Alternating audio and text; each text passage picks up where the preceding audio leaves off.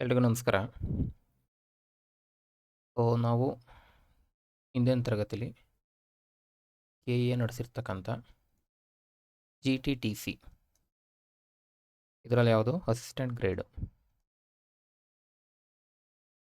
2 ಈ ಒಂದು ಪೋಸ್ಟ್ಗೆ ನಡೆದಿರ್ತಕ್ಕಂಥ ಪ್ರಶ್ನೆ ಪತ್ರಿಕೆ ತೊಗೊಂಡಿದ್ದೀವಿ. ಓಕೆ, ಅದರಲ್ಲಿ ಯಾವುದು ಇತಿಹಾಸ ಸರಣಿ ಸ್ಟಾರ್ಟ್ ಮಾಡಿದ್ದೀವಿ. ಅದರಲ್ಲಿ ಈ ಒಂದು ಪೇಪರು ಒಟ್ಟು 14 ಪ್ರಶ್ನೆಗಳು ಸಿಕ್ಕಿದ್ದಾವೆ. ಅದರಲ್ಲಿ ಹಿಂದಿನ ತರಗತಿಯಲ್ಲಿ 5 ಪ್ರಶ್ನೆಗಳನ್ನ ಸಾಲ್ವ್ ಮಾಡಿದ್ದೀವಿ ವಿತ್ PYQ. ಇವತ್ತಿನ ತರಗತಿಯಲ್ಲಿ ಉಳಿದ ಪ್ರಶ್ನೆಗಳನ್ನ ಸಾಲ್ವ್ ಮಾಡ್ತಾ ಹೋಗೋಣ. ಕ್ಲಿಯರಾ? ಇದು ಎಕ್ಸಾಮ್ ನಡೆದಿರೋದು ಯಾವಾಗ? 14/12/2024. ಇದು ಆಲ್ರೆಡಿ ಒಂದು ಪಾರ್ಟ್ ಆಗಿದೆ. ಓಕೆನಾ? ಇದು ಪಾರ್ಟ್ 2. ಆ ಕ್ಲಾಸ್ ನೋಡ್ಬಿಟ್ಟು ಈ ಕ್ಲಾಸಿಗೆ ಬನ್ನಿ, ಕಂಟಿನ್ಯೂಷನ್ ಸಿಗುತ್ತೆ. ಓಕೆ, ಸ್ಟಾರ್ಟ್ ಮಾಡೋಣ.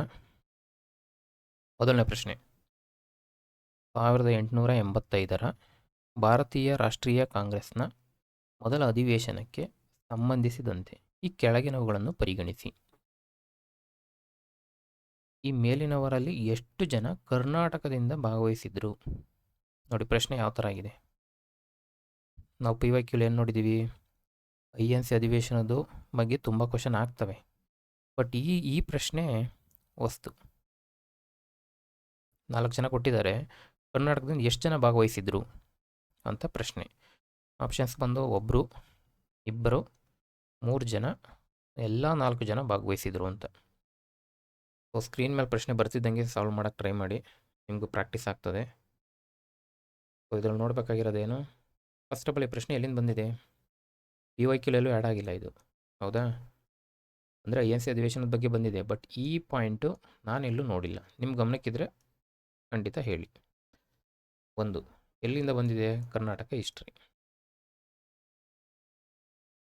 ಕರ್ನಾಟಕ ಇತಿಹಾಸ, ಈ ಒಂದು ಟಾಪಿಕಿಂದ ಬಂದಿರೋ ಪ್ರಶ್ನೆ ಇದು. ಮೊದಲನೇದು, ಬಾಬಾ ಸಾಹೇಬ್ ಬಾಟೆ ಭಾಗವಹಿಸಿದ್ರು, ಗಂಗಾಧರರಾವ್ ದೇಶಪಾಂಡೆ ಭಾಗವಹಿಸಿರಲಿಲ್ಲ, ಕೋಲಾಚಲಂ ವೆಂಕಟರಾವ್ ಇದ್ದರು, ಸಭಾಪತಿ ಮುದಲಿಯಾರ್ ಇದ್ದರು.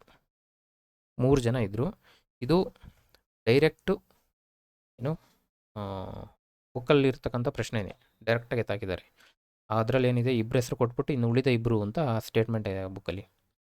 ಹಾಗಾಗಿ ಬುಕ್ಸ್ಗಳು ನೀಟಾಗಿ ಓದಿ. ಇದಕ್ಕೆ ಉತ್ತರ ಏನು? ಗಂಗಾಧರರಾವ್ ದೇಶಪಾಂಡೆ ಭಾಗವಹಿಸಿಲ್ಲ. ಗಂಗಾಧರರಾವ್ ದೇಶಪಾಂಡೆ ಬಗ್ಗೆ ಇದೇನು ಹೊಸ ಕ್ವಶನ್ನ? ತುಂಬ ಸಲ ಕ್ವಶನ್ ಆಗಿದೆ. ಕರ್ನಾಟಕದ ಸಿಂಹ, ಹೌದಾ? ಇವರು ಆ್ಯಕ್ಚುಲಿ ಜಾಸ್ತಿ ಭಾಗವಹಿಸಿದ್ದು ಕರ್ನಾಟಕದ ಈ ಕಾಂಗ್ರೆಸ್ ಚಟುವಟಿಕೆ ಇದರಲ್ಲಿ ಭಾಗವಹಿಸ್ತಾರೆ, ಬಟ್ ಇಲ್ಲಿ INC ಅಧಿವೇಶನಕ್ಕೆ ಹೋಗಿರಲ್ಲ. ಇವರು ಬಾಬಾ ಸಾಹೇಬ್ ಬಾಟೆ ಮುಂಬೈ ಕರ್ನಾಟಕ ಈ ಭಾಗದಿಂದ ಭಾಗವಹಿಸ್ತಾರೆ. ಇವರು ಮುಂಬೈ ಕರ್ನಾಟಕ ಇದನ್ನು ರೆಪ್ರೆಸೆಂಟ್ ಮಾಡಿ ಅಲ್ಲಿ ಹೋಗ್ತಾರೆ. ಕೋಲಾಚಲಂ ವೆಂಕಟರಾವ್ ಬಳ್ಳಾರಿ, ಇವರು ವೃತ್ತಿಲಿ ಲಾಯರ್, ಇವರು ಬಳ್ಳಾರಿ ಈ ಭಾಗದಿಂದ ಹೋಗ್ತಾರೆ. ಸಭಾಪತಿ ಮುದಲಿಯಾರು, ಇವರು ಕೂಡ ಬಳ್ಳಾರಿ. ನೋಡಿ, ಬರ್ತಾ ಬರ್ತಾ ಕ್ವಶನ್ನು ಡೆಪ್ತ್ ಆಗ್ತಾ ಇದೆ. ಭಾಳ ಸಣ್ಣ ಸಣ್ಣ ಅಂಶಗಳನ್ನ ಕೂಡ ಕೇಳ್ತಾ ಇದ್ದಾರೆ. ಇರ್ತಕ್ಕಂಥ ಎಲ್ಲ ಕ್ವಶನ್ಗಳು ಕೇಳಾದ್ಮೇಲೆ ಹೆಂಗೆ ಹೋಗ್ಬೇಕು ಮುಂದೆ? ಅದು ಕ್ಲಿಯರ್ ಆಯಿತಾ? ಇದಕ್ಕೆ ಉತ್ತರ ಏನು? ಗಂಗಾಧರರಾವ್ ದೇಶಪಾಂಡೆ ಭಾಗಿಯಾಗಿರಲಿಲ್ಲ. ಇನ್ನು 3 ಜನ ಭಾಗಿಯಾಗಿದ್ದರು. ಸ್ವಲ್ಪ ಇವ್ರ ಬಗ್ಗೆ ನೋಡ್ಕೊಳ್ಳಿ. ನೆಕ್ಸ್ಟು, ಈ ಕೆಳಗಿನವುಗಳನ್ನು ಪರಿಗಣಿಸಿ. ಒಂದು ಮೈಸೂರು ನಾಗರಿಕ ಸೇವಾ ಪರೀಕ್ಷೆ, ಪ್ರಜಾಪ್ರತಿನಿಧಿ ಸಭೆ, ಇನ್ನೊಂದು ಕೃಷಿ ಇಲಾಖೆ, ಇನ್ನೊಂದು ಹಸ್ತಪ್ರತಿಗಳ ಸಂಗ್ರಹಾಲಯ. ಇಂಗ್ಲೀಷಲ್ಲಿದೆ. ಸೊ ನನ್ನ ಸ್ಲೈಡಲ್ಲಿ 2 ಭಾಷೆಗೂ ಇರ್ತವೆ, ನೋಡ್ಕೋಬೋದು. ಮೈಸೂರು ಸಿವಿಲ್ ಸರ್ವಿಸ್ ಎಕ್ಸಾಮಿನೇಷನು, ಪ್ರಜಾಪ್ರತಿನಿಧಿ ಸಭೆ, ಅಗ್ರಿಕಲ್ಚರ್ ಡಿಪಾರ್ಟ್ಮೆಂಟು, ಇನ್ನೊಂದು ಈ ಹಸ್ತಪ್ರತಿಗಳ ಮ್ಯೂಸಿಯಮ್ಮು. ಪ್ರಶ್ನೆ ಏನು? ಈ ಮೇಲಿನವುಗಳಲ್ಲಿ ಎಷ್ಟು ಕೆ ಶೇಷಾದ್ರಯ್ಯವರ ಕಾಲದಲ್ಲಿ ರಚನೆಯಾದವು ಅಥವಾ ಸ್ಥಾಪನೆಗೊಂಡವು? ಮೈಸೂರು ದಿವಾನರು,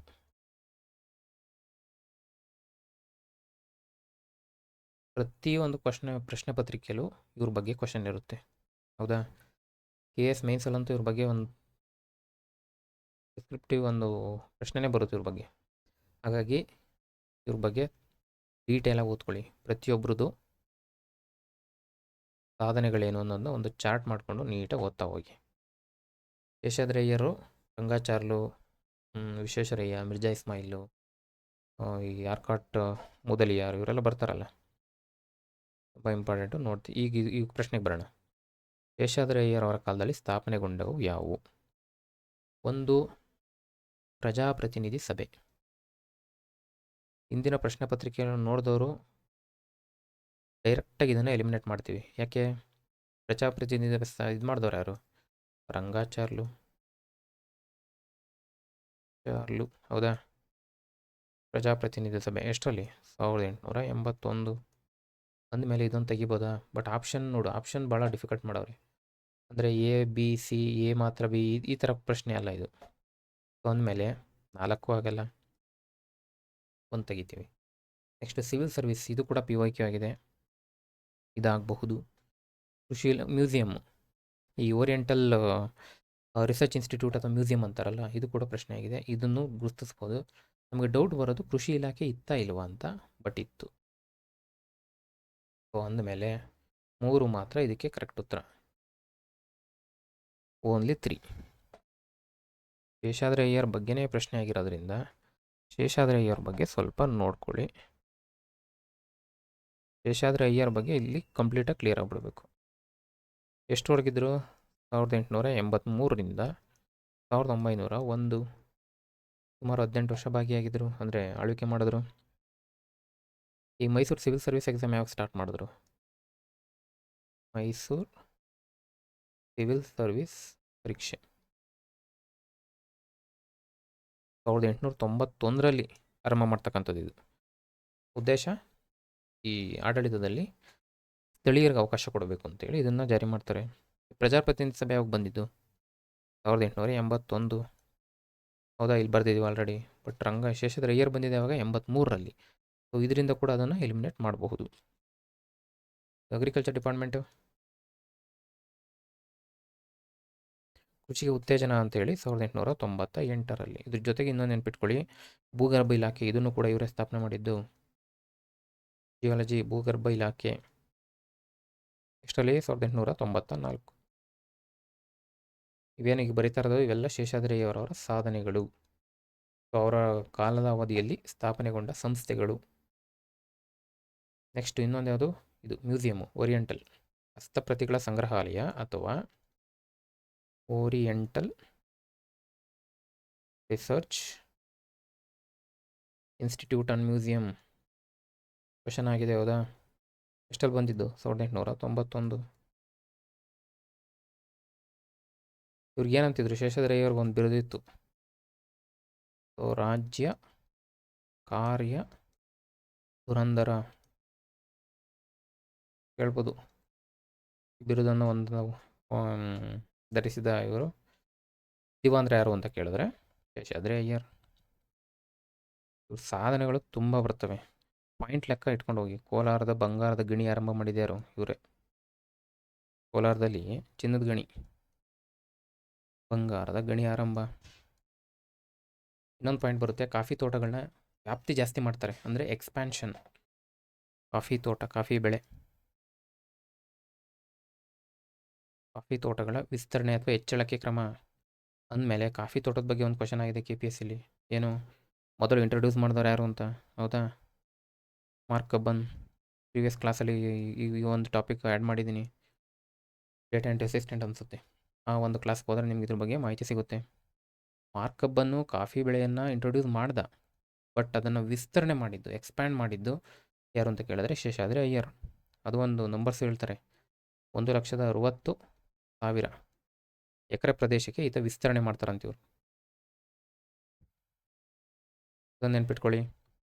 ಇನ್ನೊಂದು ಮಾರಿಕಣಿವೆ ಡ್ಯಾಮ್ ಹೇಳಿದಾರಲ್ಲ, ಸೊ ಅದನ್ನು ಕೂಡ ಯೋಜನೆ ಇವ್ರದ್ದೇ, ಮಾರಿಕಣಿವೆ ಯೋಜನೆ. ನೆಕ್ಸ್ಟ್ ಶಿವನ ಸಮುದ್ರ ಜಲವಿದ್ಯುತ್ ಯೋಜನೆ ಯಾವಾಗ ಸ್ಥಾಪನೆ ಆಗಿದ್ದು? ಶಿವನ ಸಮುದ್ರ ಜಲವಿದ್ಯುತ್ ಯೋಜನೆ ಯಾವಾಗ? 1899ರಿಂದ 1900, ಇವ್ರ ಟರ್ಮಲ್ಲಿ ಆಗಿರೋದು. ನೆಕ್ಸ್ಟ್ ಇನ್ನೊಂದು ಟರ್ಮ್ ಬರುತ್ತೆ, ಈ ಕೋಲಾರದ್ದು ಚಿನ್ನದ ಗಣಿ, ಕೋಲಾರದ ಗಣಿ ಸ್ಥಾಪನೆ ಮಾಡಿದ್ರಲ್ಲ, ಬಂಗಾರದ ಗಣಿ, ಅಲ್ಲಿ ಎಲೆಕ್ಟ್ರಿಸಿಟಿ ಬೇಕಲ್ವಾ? 1902 ಎಲ್ಲಿಗೆ? ಗಣಿ, ಕೋಲಾರದ ಚಿನ್ನದ ಗಣಿಗೆ ಮತ್ತು ಬೆಂಗಳೂರು ನಗರಕ್ಕೆ ಏನು ಮಾಡಿದ್ರು? ಎಲೆಕ್ಟ್ರಿಸಿಟಿ ಸಪ್ಲೈ ಮಾಡಿದ್ರು. ಇವ್ರ ಟೈಮ್ ಪೀರಿಯಡಲ್ಲಿ ಆಗಿದ್ದು. 1902ರಲ್ಲಿ ಕೋಲಾರದ ಚಿನ್ನದ ಗಣಿಗೆ ವಿದ್ಯುತ್ ಪೂರೈಕೆ 1905ರಲ್ಲಿ ಬೆಂಗಳೂರು ನಗರಕ್ಕೆ ವಿದ್ಯುತ್ ಪೂರೈಕೆ. ಸೊ ಇಲ್ಲೊಂದು ಪಾಯಿಂಟ್ ಬರುತ್ತೆ. ವಿದ್ಯುತ್ ಪಡೆದ ಭಾರತದ ಮೊದಲ ಪಟ್ಟಣ ಅಥವಾ ನಗರ. ಈ ಪಾಯಿಂಟು ನೆನ್ಪಿಟ್ಕೊಳ್ಳಿ. ಸೊ ವಿದ್ಯುತ್ ಪಡೆದ ಭಾರತದ ಮೊದಲ ನಗರ ಯಾವುದು? ಬೆಂಗಳೂರು. ನೆಕ್ಸ್ಟ್ ಹೆಸರುಘಟ್ಟ ಡ್ಯಾಮ್ ಮಾಡಿ ಬೆಂಗಳೂರಿಗೆ ಕುಡಿಯೋ ನೀರು ಕೊಟ್ಟರು. ಇವೆಲ್ಲ ಬರ್ತವೆ. ಇವೆಲ್ಲ ನೆನ್ಪಿಟ್ಕೊಳ್ಳಿ. ಯಾರ ಬಗ್ಗೆ? ಶೇಷಾದ್ರಿ ಅಯ್ಯರ್ ಅವ್ರ ಬಗ್ಗೆ. ಅದೇ ಥರ ಪ್ರತಿಯೊಬ್ಬರು ಈ ದಿವಾಂದ್ರು ಬರ್ತಾರಲ್ಲ, ರಂಗಾಚಾರ್ಲು, ಮಿರ್ಜಾ ಇಸ್ಮಾಯಿಲು, ವಿಶ್ವೇಶ್ವರಯ್ಯ, ಇವ್ರ ಬಗ್ಗೆ ಎಲ್ಲ ಸ್ವಲ್ಪ ಪಾಯಿಂಟ್ಸ್ ಮಾಡಿಕೊಂಡ್ರೆ ಎಲ್ಲ ಎಕ್ಸಾಮ್ಸ್ಗೂ ಈಸಿ ಆಗ್ತವೆ. ನೆಕ್ಸ್ಟು PYQ ಏನು ಕೇಳಿದ್ದಾರೆ? ಮೈಸೂರು ಸಿವಿಲ್ ಸರ್ವಿಸ್ ಪರೀಕ್ಷೆಯನ್ನು ಆರಂಭಿಸಿದ ದಿವಾನ್ ಯಾರು? ಈಗಷ್ಟೇ ನೋಡಿದ್ದೀವಿ. ರಂಗಾಚಾರ್ಲನ ಅಲ್ಲ, ವಿಶ್ವೇಶ್ವರಯ್ಯ ಅಲ್ಲ, ಮಿರ್ಜಾ ಇಸ್ಮಾಯಿಲ್ ಅಲ್ಲ, Seshadri Iyer. Next Mysuru representative assembly, Mysuru Prajapratinidhi Sabha introduce ಮಾಡ್ತಾರೆ ಯಾರು? ಎಸ್, ಈಗಷ್ಟೇ ನೋಡ್ದೋ ರಂಗಾಚಾರ್ಲು. ಎಷ್ಟಲ್ಲಿ? 1881. ನನಗೆ ಮೈಸೂರು ರೆಪ್ರೆಸೆಂಟೇಟಿವ್ ಅಸೆಂಬ್ಲಿ ಅಂದ ತಕ್ಷಣ ಒಂದು ಪಾಯಿಂಟ್ ನೆನಪು ಬಂತು. ಇಲ್ಲೇ ಬರೀತೀನಿ ಅದನ್ನ. ಆ್ಯಕ್ಚುಲಿ ಇದು ಸಂಬಂಧಪಡೋದು ಯಾರಿಗೆ? ಶೇಷಾದ್ರಿ ಅಯ್ಯರ್ ಅವ್ರ ಪಾಯಿಂಟ್ ಇದು.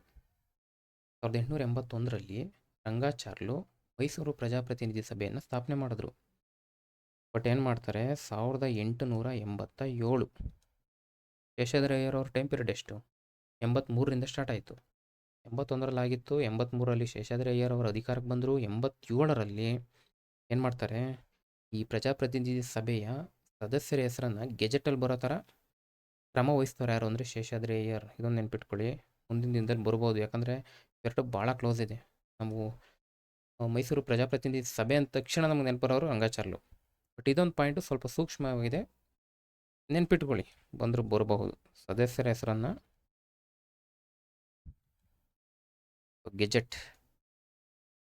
ಗೆಜೆಟ್ನಲ್ಲಿ ಪ್ರಕಟಿಸುವ ಪರಿಪಾಠ ಅನ್ಬೋದು, ಯೋಜನೆ ಅನ್ಬೋದು. ಆರಂಭ ಯಾರು ಮಾಡಿದ್ದು? ಶೇಷಾದ್ರಿ ಅಯ್ಯರ್. ಇದನ್ನು ನೆನ್ಪಿಟ್ಕೊಳ್ಳಿ. ಇಂಪಾರ್ಟೆಂಟ್ ಅನಿಸ್ತು, ಹಾಗಾಗಿ ಹೇಳಿದ್ದೀನಿ. ನೆಕ್ಸ್ಟು ಮುಂದಿನ ಪ್ರಶ್ನೆ. ಈ ಕೆಳಗಿನವುಗಳನ್ನು ಪರಿಗಣಿಸಿ. ಪ್ರಶ್ನೆ ಏನು? ಈ ಮೇಲಿನವುಗಳಲ್ಲಿ ಎಷ್ಟು ಮೊಹೆಂಜದಾರೋದಲ್ಲಿ ಕಂಡು ಬಂದಿವೆ ಅಥವಾ ಬಂದಿದೆ? ಯಾವುದು? ಬೃಹತ್ ಕಣಜ ಇದೆಯಾ, ಕೆಳಪಟ್ಟಣ ಇದೆಯಾ, ಮಹಾಸ್ನಾನ ಕೊಳ ಇದೆಯಾ, ಹಡಗು ಕಟ್ಟೆ? ಇಂಗ್ಲೀಷಲ್ಲಿದೆ great granary, ware town, great bath, dockyard. ಮೊಹೆಂಜದಾರೋದಲ್ಲಿ ಕಂಡುಬರೋದು IVC, Indus valley civilisation, Sindhu ನಾಗರಿಕತೆ. KA ಇಲ್ಲಿವರೆಗೂ ಹೆಚ್ಚು ಕಡಿಮೆ ಇದು 4ನೇ ಪೇಪರ್ ಅಂದ್ಕೊತೀನಿ. KA ನಡೆಸಿರ್ತಕ್ಕಂಥ 4ನೇ ಪ್ರಶ್ನೆ ಪತ್ರಿಕೆ ಸಾಲ್ವ್ ಮಾಡ್ತಾ ಇದ್ದೀವಿ. 4ರಲ್ಲೂ ಹೆಚ್ಚು ಕಡಿಮೆ IVC ಬಗ್ಗೆ ಕ್ವಶನ್ ಆಗ್ತಾ ಇದೆ. ಅಂದಮೇಲೆ IVC ಬಗ್ಗೆ ಡೀಟೇಲ್ ಆಗಿ ನೋಡ್ಕೊಳ್ಳಿ. ಆ್ಯಡ್ ಮಾಡಿದ್ದೀನಿ, ಮುಂದೆ ಪ್ರಶ್ನೆ ಇದೆ. ಅದು ಮೊಹೆಂಜದಾರಲ್ಲಿ ಕಂಡುಬರೋದು ನಮಗೊಂದು ಗೊತ್ತು, ಡಾಕ್ ಯಾರ್ಡ್ ಎಲ್ಲಿ ಬರುತ್ತೆ ಹೇಳ್ಬೋದಾ? ಎಸ್, ಲೋಥಾಲ್. ಹಡಗು ಕಟ್ಟೆ ಕಂಡುಬರೋದು ಗುಜರಾತ್ನ ಲೋಥಾಲಲ್ಲಿ. ಅಂದಮೇಲೆ ಇದನ್ನು ತೆಗಿಬೋದು. ಬಟ್ ಆಪ್ಷನ್ನು ಸ್ವಲ್ಪ ಡಿಫಿಕಲ್ಟಿ ಮಾಡ್ತಾ ಹೋಗ್ತಾವ್ರೆ. A ಒಂದು ಸರಿ, B ಒಂದು ಸರಿ, ಈ ಥರ ಪ್ರಶ್ನೆ ಎಲ್ಲ ಇದು. 1 ಮಾತ್ರ, 2 ಮಾತ್ರ, 3 ಮಾತ್ರ. ಅಂದಮೇಲೆ ನಮಗೆ ಸ್ವಲ್ಪ ಆನ್ಸರ್ ಹತ್ರಕ್ಕೆ ನಮಗೆ ಮಾಹಿತಿ ಗೊತ್ತಿರಬೇಕು. ಎಕ್ಸಾಕ್ಟಾಗಿ ಓದಬೇಕು. ಓದಿದ್ರಲ್ಲಿ ಕ್ಲಾರಿಟಿ ಇರಬೇಕು. ಹೌದಾ? ಗೆಸ್ ಮಾಡೋಕ್ಕೆ ಅಷ್ಟು ಚಾನ್ಸಸ್ ಕಮ್ಮಿ ಇಲ್ಲಿ. ಓಕೆ, ಅದಿರಲಿ. ಈಗ ಲೋಥಾಲು ಬರಲ್ಲ. ನಮಗೊಂದು ಗೊತ್ತು, ಮೊಹೆಂಜದಾರೋ ಅಂದ ತಕ್ಷಣ ಕಂಡುಬರೋದು ಸ್ನಾನ ಕೊಳ, ಇದು ಬರುತ್ತೆ. ಗ್ರೇಟ್ ಗ್ರ್ಯಾನರಿ ಇತ್ತಾ? ಎಸ್, ಇದು ಇತ್ತು. ಲೋಯರ್ ಟೌನ್ ಇತ್ತಾ? ಇದು ಇತ್ತು. ಅಂದಮೇಲೆ 1, 2, 3 ಇದು ಬರಲ್ಲ. ಇದು ಉತ್ತರ ಏನು? 3 ಮಾತ್ರ. ಬರ್ತಾ ಕ್ವಶನ್ನು ಡೆಪ್ತ್ ಆಗ್ತಾ ಇದೆ. PYQಗಳು ನೋಡೋಣ. Which of the following statement is correct? ಸರಿಯಾದದ್ದು ಯಾವುದು? ಏನು ಕೇಳಿದ್ದಾನೆ? 3 ಸ್ಟೇಟ್ಮೆಂಟ್ ಕೊಟ್ಟಿದ್ದಾರೆ. Harappa is now in Sindh province of Pakistan. ಏನಿದು? ಹರಪ್ಪ ಈಗಿನ ಪಾಕಿಸ್ತಾನದ ಸಿಂಧ್ ಪ್ರಾಂತ್ಯದಲ್ಲಿದೆ. ಹರಪ್ಪ ಒಂದು city site. Great bath found in Mohenjodaro. ಈ ಒಂದು ಪ್ರಶ್ನೆ ಯಾಕೆ ತೊಗೊಂಡೆ ಅಂದರೆ ಈ ಒಂದು ಟಾಪಿಕ್ನ ಕವರ್ ಮಾಡ್ಲಿಕ್ಕೆ ತೊಗೊಂಡೆ. ಜೊತೆಗೆ ಇಲ್ಲೂ ಸ್ವಲ್ಪ ಮಾಹಿತಿ ಸಿಗುತ್ತೆ. ಕೇಳಿರೋದೇನೋ ಕರೆಕ್ಟ್ ಆನ್ಸರ್ ಯಾವುದು ನಮಗೆ ಗೊತ್ತು. ಮೊಹೆಂಜದಾರಲ್ಲಿ ಕಂಡುಬರೋದು, ಸಾರಿ ಗ್ರೇಟ್ ಬಾತ್ ಕಂಡುಬರೋದು ಮೊಹೆಂಜದಾರೋದಲ್ಲಿ. ಅಂದಮೇಲೆ 3 ಕರೆಕ್ಟ್ ಆಗ್ತದೆ. ಇಲ್ಲಿದೆ, ಇಲ್ಲಿದೆ. 2 ಎರಡೂ ಕಡೆ ಇದೆ. 2 ನೋಡೋ ಅವಶ್ಯಕತೆನೇ ಇಲ್ಲ, ಕರೆಕ್ಟ್ ಇರುತ್ತೆ. ಈಗ ಒಂದು ನೋಡೋಣ. Harappa is now in Sindh province of Pakistan. ಎಲ್ಲಿ ಕಂಡು ಬರುತ್ತೆ ಹರಪ್ಪ? ಎಸ್, ಪಂಜಾಬ್ ಪ್ರಾಂತ್ಯದಲ್ಲಿ ಕಂಡುಬರೋದು. ಎಕ್ಸಾಕ್ಟಾಗಿ ಹೇಳ್ಬೇಕು ಅಂದರೆ ಸಾಹಿವಾಲ್ ಏನಿದು ಜಿಲ್ಲೆ, ರಾವಿ ನದಿ ದಂಡೆ. ಇದು ಮುಂದೆ ಕ್ವಶನ್ ಇದೆ ಅದಕ್ಕೆ, ಓಕೆನಾ. ಇನ್ನು ಹರಪ್ಪ, ರಾವಿ ನದಿ, ಇದು ಸಿಂಧ್ ಪ್ರಾವಿನ್ಸ್ ಅಲ್ಲ, ಬರೋದು ಪಂಜಾಬ್ ಪ್ರಾವಿನ್ಸು. ಹಾಗಾಗಿ ಒಂದು ಸ್ಟೇಟ್ಮೆಂಟ್ ತಪ್ಪು. ಅಂದಮೇಲೆ ಇದೋಗಿತ್ತು ನಮಗೆ ಇವೆರಡು ಉಳ್ಕೊಂಡಿದ್ದು. ಒಂದು ಸ್ಟೇಟ್ಮೆಂಟ್ ತಪ್ಪು ಅಂದಮೇಲೆ ನಮ್ಗೆ ಉಳಿಯೋದು ಇದೊಂದೇ. ಎರಡನೇದು ಕರೆಕ್ಟ್ ಆಗೇ ಇರ್ತದೆ, ಯಾಕಂದರೆ ಆಪ್ಷನ್ ಆ ಥರ ಕೊಟ್ಟಿದ್ದಾರೆ. ಎರಡನೇದೇನು ಸಿಟಿ ಸೈಟ್. ಇದು ಕ್ಲಿಯರ್ ಆಯಿತಾ? ಹಾಗಿದ್ರೆ ಸಿಂಧ್ ಪ್ರಾವಿನ್ಸಲ್ಲಿ ಕಂಡುಬರೋದು ಯಾವುದು? ಮೊಹೆಂಜದಾರೋ ಜೊತೆಗೆ ಚಾನ್ಹುದಾರೋ. ಇವೆರಡು ಪಟ್ಟಣಗಳು ಕಂಡುಬರ್ತಕ್ಕಂಥದ್ದು ಎಲ್ಲಿ? ಸಿಂಧ್ ಪ್ರಾಂತ್ಯ, ಪಂಜಾಬ್ ಪ್ರಾಂತ್ಯದಲ್ಲಿ ಕಂಡುಬರೋದು ಹರಪ್ಪ. ಕ್ಲಿಯರಾ? ಈ ಪ್ರಶ್ನೆಗೆ ಬರೋಣ. ಇದೇ ಹೇಳಿದ್ದು ನಾನು, ಇದೇನಿದು KEA ನಡೆಸಿರ್ತಕ್ಕಂಥ ಇದು 4ನೇ ಕ್ವಶನ್ ಪೇಪರ್ ಸಾಲ್ವ್ ಮಾಡ್ತಿದ್ನಲ್ಲ. ಈ 3 ಪ್ರಶ್ನೆ ಪತ್ರಿಕೆಯಲ್ಲಿ ಮೂರರಲ್ಲಿ ಯಾವುದರಲ್ಲೂ ಒಂದು ಪ್ರಶ್ನೆ ಪತ್ರಿಕೆಯಲ್ಲಿ ಇದಿದೆ. ಎಕ್ಸಾಕ್ಟಾಗಿ ಬರೆದಿಲ್ಲ ನಾನು, ಬಟ್ ಸಾಲ್ವ್ ಮಾಡಿದ್ದೀನಿ ಇದನ್ನು. ಹರಪ್ಪ, ಮೊಹೆಂಜದಾರೋ, ಕಾಲಿಬಂಗನ್, ಲೋಥಾಲ್. ನಮಗೊಂದು ಗೊತ್ತು, ಲೋಥಾಲು ಡಾಕ್ಯಾರ್ಡು. ಈ ಒಂದು ಪ್ರಶ್ನೆ ಪತ್ರಿಕೆ ನೋಡಿಕೊಂಡು ನಾನು ಅದನ್ನು ಹೇಳಿದ್ದು. ಲೋಥಾಲಲ್ಲಿ ಡಾಕ್ಯಾರ್ಡಲ್ಲಿದೆ. ತುಂಬ ಪ್ರಶ್ನೆ ಪತ್ರಿಕೆಗಳು ರಿಪೀಟ್ ಆಗಿದೆ, ಇಲ್ಲೇ ಅಂತಲ್ಲ. ಹೀಗೆ 1 ಎಲ್ಲಿದೆ? ಇಲ್ಲಿದೆ. ಹೀಗೆ 1 ಇಲ್ಲೂ ಇದೆ, ಇಲ್ಲೂ ಇದೆ. ಹೌದಾ? ನೆಕ್ಸ್ಟು ಓಕೆ, ಹರಪ್ಪ ಅಂತ ಬಂದ ತಕ್ಷಣ ಗ್ರಾನರಿ, ಉಗ್ರಾಣಗಳು, ಹೇಗೆ 2. ಓಕೆ, ಇದು ಉತ್ತರ. ಸಾಲ್ವ್ ಮಾಡಿದ್ದೇನೆ ಆಲ್ರೆಡಿ, ಇವಾಕ್ಕಿಲ್ಲಿದೆ. ನಿಮ್ಗೆ ಡೀಟೇಲ್ ಆಗಬೇಕು ಅಂದ್ರೆ ಅಲ್ಲಿ ನೋಡಿ. ಬಿಗೆ 5 ಯಾವುದು? ಮೊಹೆಂಜದಾರೋ ಕಂಡು ಬರ್ತಕ್ಕಂಥದ್ದು ಡ್ಯಾನ್ಸಿಂಗ್ ಗರ್ಲು. ಕಾಲಿಬಂಗನ್ ಬಂದು ವೈರಾಲ್ಟಸ್. Next, Mohenjodaro located the banks of which of the following river. ಪ್ರಶ್ನೆ ಇಷ್ಟೇ, ಮೊಹೆಂಜದಾರೋ ಈ ಕೆಳಕಂಡ ಯಾವ ನದಿ ದಂಡೆ ಮೇಲೆ ಇರ್ತಕ್ಕಂಥ ನಗರ? ರಾವಿನ ಈಗಷ್ಟೇ ನೋಡೋದು ಹರಪ್ಪ. ಸಟ್ಲಜಲ್ಲ, ಗಂಗಾ ಅಲ್ಲ, ಉತ್ತರ ಸಿಂಧು. ಹೌದಾ? Next, following is correct statement ಯಾವುದ್ರ ಬಗ್ಗೆ? ಇಂಡಸ್ ವ್ಯಾಲಿ ಸಿವಿಲೈಸೇಷನ್ ಬಗ್ಗೆ. ಯಾವುದೋ ಬೇರೆ PSC ಪೇಪರ್ ಇದು, ಸ್ವಲ್ಪ ಡೀಟೇಲ್ ಆಗಿದೆ, ಬಟ್ ಮಾಹಿತಿ ಜಾಸ್ತಿ ಇದೆ ಇದರಲ್ಲಿ. ಏನು ಹೇಳ್ತಿದ್ದಾರೆ? 4 ಸ್ಟೇಟ್ಮೆಂಟ್ ಕೊಟ್ಟಿದ್ದಾರೆ. ಒಂದು ಹರಪ್ಪ, ಇನ್ನೊಂದು Mohenjodaro, located on the banks of the river Ravi. ಕರೆಕ್ಟಾ? ಹರಪ್ಪ ಈಗಷ್ಟೇ ನೋಡಿದ್ದೀವಿ, ಹರಪ್ಪ ಇದೆ ರಾವಿ ನದಿ ದಂಡೆ ಮೇಲೆ. ಇಲ್ಲೇ ಹೇಳ್ಬಿಡ್ತೀನಿ, ಇದು ತಪ್ಪು. ಯಾಕೆ ತಪ್ಪು? ಹರಪ್ಪ ರಾವಿ ನದಿ ಕರೆಕ್ಟು, ಬಟ್ ಮೊಹೆಂಜದಾರೋ ಎಲ್ಲಿದೆ? ಮೊಹೆಂಜದಾರೋ ಬರ್ತಕ್ಕಂಥದ್ದು ಸಿಂಧು. ಸಾಲ್ವ್ ಮಾಡಿದ್ದೀವಿ, ಹಾಗಾಗಿ ಇದು ತಪ್ಪು. ನೆಕ್ಸ್ಟ್, ಬೋತ್ ಚಾನ್ಹುದಾರೋ ಮತ್ತು Kalibangan located within the boundaries of present day Rajasthan. Chanhudaro ಮತ್ತು ಕಾಲಿಬಂಗನ್ ಎರಡೂ ಸಿಟಿಗಳು ಎಲ್ಲಿ ಕಂಡು ಬರ್ತವೆ? ಇವತ್ತಿನ ರಾಜಸ್ಥಾನದ ವ್ಯಾಪ್ತಿ, ಬೌಂಡ್ರಿ ಒಳಗೆ ಕಂಡು ಬರುತ್ತೆ ಅಂತ ಹೇಳ್ತಾವ್ರೆ. ಕರೆಕ್ಟಾ? ತಪ್ಪು. ಯಾಕೆ ತಪ್ಪು? ಹರಪ್ಪ, ಸರಿ ಇದು ಕಾಲಿಬಂಗನ್ ಅಲ್ಲ, ಕಾಲಿಬಂಗನ್ ವೈರಾಲ್ಟಸ್ ನೋಡಿದ್ದೀವಿ. ಕಾಲಿಬಂಗನಲ್ಲಿ ರಾಜಸ್ಥಾನ್ ಕರೆಕ್ಟು, ಬಟ್ ತಪ್ಪ ಯಾಕೆ? ಚಾನ್ಹುದಾರೋ. ಓಕೆ, ಚಾನ್ಹುದಾರೋ ಕಂಡು ಬರೋದು ಪಾಕಿಸ್ತಾನದ ಸಿಂಧು. ಓಕೆನಾ? ಪಾಕಿಸ್ತಾನದ ಸಿಂಧ್ ಪ್ರಾಂತ್ಯ ಈಗಷ್ಟೇ ನೋಡೋದು. ಎಸ್, ಸಿಂಧ್ ಪ್ರಾಂತ್ಯದಲ್ಲಿ ಕಂಡುಬರೋದು ಮೊಹೆಂಜದಾರೋ ಮತ್ತು ಚಾನ್ಹುದಾರೋ. ಕರೆಕ್ಟಾ? ನೋಡಿ, ಇಲ್ಲಿ ಪಾಯಿಂಟು ಕವರ್ ಆಗಿದೆ. ಅದಕ್ಕೆ PYQಗಳನ್ನ ನಾವು ಗಮನಿಸಬೇಕು ಅಂತ ಹೇಳೋದು. ಚಾನ್ಹುದಾರೋ ಸಿಂಧು ಅಂದಮೇಲೆ ರಾಜಸ್ಥಾನ ಹೇಗಾಗ್ತದೆ? ಸೊ ಈ ಒಂದು ಕಾರಣದಿಂದ ಇದು ತಪ್ಪಾಯಿತು. ಈ ಒಂದು ಕಾರಣದಿಂದ ಈ ಒಂದು ಸ್ಟೇಟ್ಮೆಂಟ್ ತಪ್ಪಾಯಿತು. ನೆಕ್ಸ್ಟು, ಬೋತ್ ಸುರ್ಕೋತಡ ಮತ್ತು Dholavira located in the Kutch region of the Gujarat.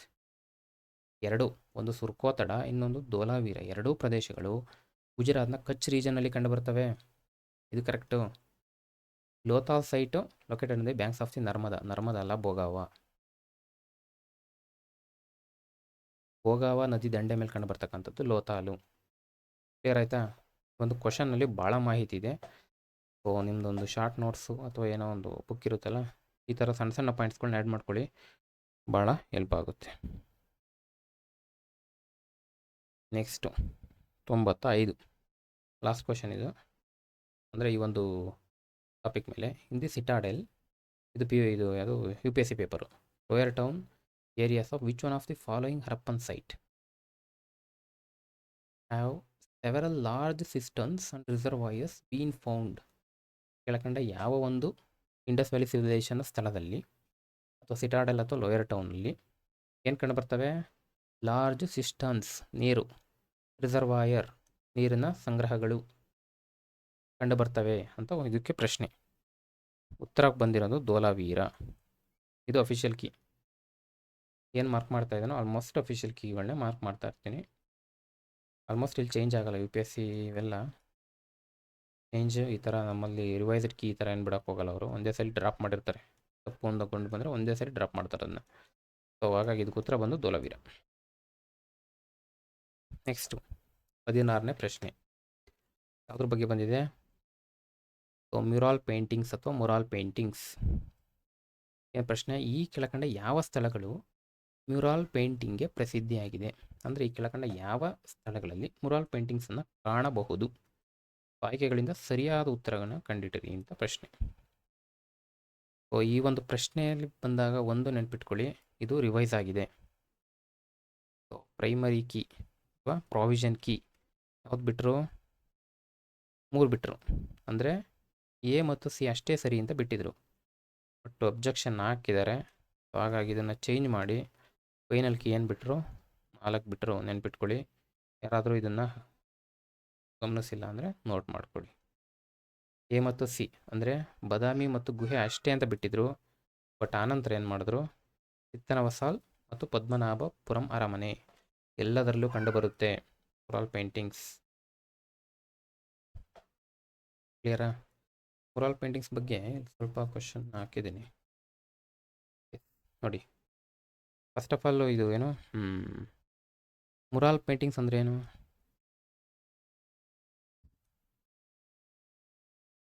Mural paintings ಅಂದರೆ ವಾಲ್ ಪೇಂಟಿಂಗ್ ಅಂತ. ಇದು ಅಂದರೆ ಗೋಡೆ ಮೇಲೆ ಬರತಕ್ಕಂಥ ಚಿತ್ರ. ವಾಲ್ ಪೇಂಟಿಂಗ್, ಮುರಾಲ್ ಪೇಂಟಿಂಗ್ ಅಂದ ತಕ್ಷಣ ನೆನಪು ಬರ್ಬೇಕಾದ್ರೆ ನಮಗೆ ವಾಲ್ ಪೇಂಟಿಂಗ್ ಅಂತ. ಭಿತ್ತಿ ಕನ್ನಡದಲ್ಲಿ ಕೇಳಿದಿರಲ್ಲ, ಭಿತ್ತಿ ಅಂದ್ರೇನು? ಗೋಡೆ ಅಂತ. ಭಿತ್ತಿ ಅಂದ್ರೇನು? Means wall. Pictures written on the wall are called murals. ಏನು ಮುರಾಲ್ ಅಂದರೆ? ಗೋಡೆ ಮೇಲೆ ಬರಹ ಮಾಡ್ತಕ್ಕಂಥ ಚಿತ್ರಗಳನ್ನು ನಾವು ಮುರಾಲ್ ಪೇಂಟಿಂಗ್ಸ್ ಅಂತ ಕರಿತೀವಿ. ಎಲ್ಲಿ ಕಂಡು ಬರ್ತವೆ? Found on the walls of the Buddhist cave temple ಅಜಂತಾದಲ್ಲಿ ಏನು ಕಂಡು ಬರುತ್ತೆ? ಮುರಾಲ್ ಪೇಂಟಿಂಗ್ಸ್ ಕಂಡು ಬರ್ತವೆ. They were painted with local available colours, ಸ್ಥಳೀಯವಾಗಿ ಸಿಗ್ತಕ್ಕಂಥ ಬಣ್ಣಗಳು ಮತ್ತು ಆರ್ಡಿನರಿ ಬ್ರಷ್, ಸಾಧಾರಣವಾದ ಬ್ರಷ್ಗಳಿಂದ ಇದನ್ನು ಬಳಸ್ತಾ ಇದ್ರು. ಈ ಒಂದು ಕೇವ್ಗಳು ಬಹಳಷ್ಟು ದಿನಗಳ ನಮ್ಮ ಗಮನಕ್ಕೆ ಬಂದಿರಲಿಲ್ಲ. ಬಟ್ ಇದು ಯಾವಾಗ ಡಿಸ್ಕವರ್ ಆಯಿತು? 1819. ಈ ಮಾಹಿತಿ NCERT, ಹೌದಾ? NCERT ಮಾಹಿತಿ ಇದು. ಹಾಗಾಗಿ ಇದನ್ನು ಇಲ್ಲಿ ತೊಗೊಂಡಿದ್ದೀನಿ. ಕ್ಲಿಯರ್ ಆಯಿತಾ? ಮುರಾಲ್ ಪೇಂಟಿಂಗ್ಸ್ ಅಂದರೆ ವಾಲ್ ಪೇಂಟಿಂಗ್ಸು, ಗೋಡೆ ಮೇಲೆ ಬರಹ ಮಾಡ್ತಕ್ಕಂಥ ಚಿತ್ರಗಳು, ಅಜಂತಾದ ಗುಹೆಗಳಲ್ಲಿ ಕಂಡು ಬರ್ತವೆ. ಲೋಕಲ್ ಕಲರ್ಸು ಮತ್ತು ಆರ್ಡಿನರಿ ಬ್ರಷ್ಗಳನ್ನ ಯೂಸ್ ಮಾಡ್ಕೊಂಡು ಬಳಸ್ತಿದ್ರು. ಬಹಳಷ್ಟು ದಿನಗಳ ಕಾಲ ನಮ್ಮ ಗಮನಕ್ಕೆ ಬಂದಿರಲಿಲ್ಲ. ಬಟ್ ನಾವು ಕಂಡುಹಿಡಿದಿದ್ದು ಯಾವಾಗ? 1819. ಕ್ಲಿಯರ್ ಆಯಿತಾ? ಈ ಪಾಯಿಂಟಿಂದ ನಮಗೇನು ಗೊತ್ತಾಗಬೇಕು? ಬಾದಾಮಿ ಗುಹೆಗಳಲ್ಲೂ ಕಂಡುಬರುತ್ತೆ, ಲೇಪಾಕ್ಷಿಯಲ್ಲೂ ಕಂಡುಬರುತ್ತೆ, ಚಿತ್ತನವಸಾಲ್, ಪದ್ಮನಾಭ ಅರಮನೆ. ಬಾದಾಮಿ ಗುಹೆಯಲ್ಲಿ ಎಕ್ಸಾಕ್ಟಾಗಿ ಹೇಳಬೇಕು ಅಂದರೆ 3 ಮತ್ತು 4ನೇ ಗುಹೆ. ಚಾಲುಕ್ಯ ಕಾಲದ ಭಿತ್ತಿ ಚಿತ್ರಗಳು ಕಂಡುಬರ್ತವೆ. ಕೀರ್ತಿವರ್ಮ ಮತ್ತು 1ನೇ ಪುಲಿಕೇಶಿ ಅವರು ಇಲ್ಲಿ ಈ ಮುರಾಲ್ ಪೇಂಟಿಂಗ್ಸನ್ನು ಬರ್ಸಿರ್ತಾರೆ. ಲೇಪಾಕ್ಷಿ ಅಂತ ಬಂದ ತಕ್ಷಣ ವೀರಭದ್ರ ದೇವಸ್ಥಾನ ಅಂತ ಕೇಳ್ತೀವ. ವೀರಭದ್ರ ಪಕ್ಷಿ ಫೇಮಸ್ ಇದು ದೇವಸ್ಥಾನ, ವೀರಭದ್ರ ದೇವಸ್ಥಾನ. ಸೊ ಇದು ವಿಜಯನಗರ ಕಾಲದಲ್ಲಿ ಬರ್ತಕ್ಕಂಥದ್ದು 16ನೇ ಶತಮಾನ. ಇಲ್ಲೂ ಕೂಡ ನಾವು ಕಂಡುಬರುತ್ತೆ. ತೀರ್ಥನವಾಸಗಳು ಕಂಡುಬರುತ್ತೆ, ತಮಿಳುನಾಡು ಎಲ್ಲ ಕಡೆ ಕಂಡುಬರ್ತವೆ. ಮುರಾಲ್ ಪೇಂಟಿಂಗ್ಸ್ ಅಂದ ತಕ್ಷಣ ಅದು DSCT ಬುಕ್ಸಲ್ಲಿರ್ತಕ್ಕಂಥ ಮಾಹಿತಿ ಇದು, ಅದಕ್ಕೆ ನಿಮ್ಗೆ ಹೇಳ್ತಾ ಇದ್ದೀನಿ. ಮುರಾಲ್ ಪೇಂಟಿಂಗ್ಸ್ಗೂ ಕರ್ನಾಟಕದಲ್ಲಿರ್ತಕ್ಕಂಥ ಯಾವುದಾನ ಒಂದು ಸ್ಟ್ರಕ್ಚರ್ಗೂ ಸಂಬಂಧ ಇದೆಯಾ? ಎಸ್. ಎಲ್ಲಿದೆ? ದರಿಯಾ ದೌಲತ್. ಎಲ್ಲಿದೆ ದರಿಯಾ ದೌಲತ್ತು? ಶ್ರೀರಂಗಪಟ್ಟಣ. ದರಿಯಾ ದೌಲತ್ ಅಂದ ತಕ್ಷಣ ನಮಗೆ ನೆನಪುರೋದು ಯಾರು? ಟಿಪ್ಪು ಸುಲ್ತಾನು. ಹೌದಾ? ಬೇಸಿಗೆ ಅರಮನೆ. ಈ ದರಿಯಾ ದೌಲತ್ ಅರಮನೆಯಲ್ಲಿ ಟಿಪ್ಪು ಸುಲ್ತಾನು ಮುರಾಲ್ ಪೇಂಟಿಂಗ್ಸನ್ನು ಬರ್ಸಿದ್ದಾನೆ. ಮುರಾಲ್ ಪೇಂಟಿಂಗ್ಸ್ ಕುರುಹುಗಳಲ್ಲಿ ಕಂಡುಬರುತ್ತದೆ. ದರಿಯಾ ದೌಲತ್ ಈ ಒಂದು ಬೇಸಿಗೆ ಅರಮನೆಯಲ್ಲಿ ಕಂಡುಬರುತ್ತೆ. ಇದೊಂದು ಪಾಯಿಂಟ್ ನೆನ್ಪಿಟ್ಕೊಳ್ಳಿ, ಇದು ಗೌರ್ಮೆಂಟ್ ಬುಕ್ಕಲ್ಲಿ ಇರ್ತಕ್ಕಂಥ ಸೋರ್ಸ್. ಓಕೆ, ಪೇಂಟಿಂಗ್ಸ್ ಅಂದಮೇಲೆ ಒಂದು ಥೀಮ್ ಇರುತ್ತಾ? ಪೇಂಟಿಂಗ್ಸ್ನ ಸುಮ್ಮನೆ ಬರೆಯಲ್ಲ. ಯಾವುದೋ ಒಂದು ಯುದ್ಧ ರಾಜ ಮಾಡಿದ್ದು ಅಥವಾ ಒಂದು ಪಟ್ಟಾಭಿಷೇಕದ್ದು ಅಥವಾ ಯಾವುದೋ ಒಂದು ಘಟನೆಯನ್ನು ಎಕ್ಸ್ಪ್ಲೈನ್ ಮಾಡ್ತಕ್ಕಂಥ ಒಂದು ಸನ್ನಿವೇಶವನ್ನು ಚಿತ್ರವಾಗಿ ಬರೆಸ್ತಾ ಹೋಗ್ತಾರೆ. ಅದೇ ಇಲ್ಲಿರ್ತಕ್ಕಂಥ ಥೀಮ್ ಯಾವುದು ಅಂದರೆ, ಥೀಮ್ ಬಂದು ಪೋಲಿಲೂರು ಕದನ. ಕೇಳಿದ್ದೀರಾ? ಪೋಲಿಲೂರು ಕದನ PYQ ಇದು ಎಕ್ಸ್ಪ್ಲೈನ್ ಮಾಡಿದ್ವಿ ಇದನ್ನ. ಪೋಲಿಲೂರು ಕದನ ಎಷ್ಟರಲ್ಲಿ? 1780. ಯಾರ ನಡುವೆ ನಡೀತು? ಟಿಪ್ಪು ಮತ್ತು ಬ್ರಿಟಿಷರು. ಹೌದಾ? ಆ್ಯಕ್ಚುಲಿ ಇದರಲ್ಲಿ ಟಿಪ್ಪು ಗೆಲ್ತಾನೆ. ಸೊ ಟಿಪ್ಪು ಬ್ರಿಟಿಷರ ವಿರುದ್ಧ ಈ ಒಂದು ಕದನದಲ್ಲಿ ಜಯಶಾಲಿಯಾಗಿದ್ದೇ ಇಲ್ಲಿರ್ತಕ್ಕಂಥ ಥೀಮ್. ಅದನ್ನು ಇಲ್ಲಿ ಎಕ್ಸ್ಪ್ಲೈನ್ ಮಾಡಿದ್ದಾರೆ. ಸೊ ಇದೊಂದು ಪಾಯಿಂಟ್ ನೆನ್ಪಿಟ್ಕೊಳ್ಳಿ, DSCT ಬುಕ್ಸಲ್ಲಿ ಇತ್ತು. ಸೊ ಹಾಗಾಗಿ ನಿಮ್ಮ ಮಾಹಿತಿ ಹೇಳಿದ್ದೀನಿ. ಸೊ ಇದು UPSC ಪೇಪರ್ದು. ಸೊ ಹಿಸ್ಟೋರಿಕಲ್ ಪ್ಲೇಸ್, ಕೆಳಕಂಡ ಹಿಸ್ಟೋರಿಕಲ್ ಪ್ಲೇಸಲ್ಲಿ ಏನು ಮಾಡ್ಕೊಂಡಿಡಬೇಕು? Which of the above place is known for mural paintings? Mural ಪೇಂಟಿಂಗ್ಸ್ಗೆ ಸಂಬಂಧಿಸಿದ ಮೇಲಿನ ಯಾವ ಸ್ಥಳಗಳು? ಈಗಷ್ಟೇ ನೋಡಿದ್ದೀವಿ, ಅಜಂತ ಇದೆ. ಈ ಹಿಂದಿನ ಕ್ವಶನಲ್ಲಿ ನೋಡಿದ್ದೀವಿ, ಲೇಪಾಕ್ಷಿ ಇದೆ. ಸಾಂಚಿ ಸ್ತೂಪಕ್ಕೂ ಅದಕ್ಕೂ ಸಂಬಂಧ ಇಲ್ಲ. ಸೊ ಅಂದಮೇಲೆ 1 ಮತ್ತು 2 ಕರೆಕ್ಟ್. ಕ್ಲಿಯರಾ? ನಿಮ್ಗೆ ಏನೇ ಡೌಟ್ ಅನ್ಸಿದ್ರೆ ಕಮೆಂಟ್ ಬಾಕ್ಸಲ್ಲಿ ತಿಳಿಸಿ, ತಪ್ಪಿದ್ರೆ ತಿದ್ದುಕೊಳ್ಳೋಣ. ನೆಕ್ಸ್ಟ್, ಎಸ್, ಮಾಡರ್ನ್ ಹಿಸ್ಟ್ರಿ, ಆಧುನಿಕ ಭಾರತದ ಇತಿಹಾಸ, 1857. ಪ್ರತಿ ಪ್ರಶ್ನೆಯಲ್ಲೂ ಒಂದಲ್ಲ ಒಂದು ಪ್ರಶ್ನೆ ಬಂದೇ ಬರೋ ಟಾಪಿಕ್ ಇದು. ಈ ಒಂದು ಸಂದರ್ಭದಲ್ಲಿ ನಡೆದ ಮಹತ್ವದ ಘಟನೆಗಳೊಂದಿಗೆ ಕೆಳಗಿನ ಸ್ಥಳಗಳು. ಅಷ್ಟೇ, ಪ್ಲೇಸ್ ಒಂದು ಕಡೆ ಕೊಟ್ಟಿದ್ದಾರೆ, ಅಲ್ಲಿ ಏನು ಈವೆಂಟ್ ಆಯಿತು ಅನ್ನೋದು ನಾವು ಗುರುತಿಸ್ಬೇಕು. ಏನು ಕಂಡುಹಿಡಬೇಕು? ತಪ್ಪಾಗಿರೋದನ್ನ ಅಲ್ಲ, ಸರಿ ಉತ್ತರ ಕಂಡುಹಿಡಬೇಕು. ಮೀರತ್ ಕೊಟ್ಟಿದ್ದಾರೆ, ಕೇಳಿದ್ದೀವಿ. ಡೆಲ್ಲಿ, ಹೌದು.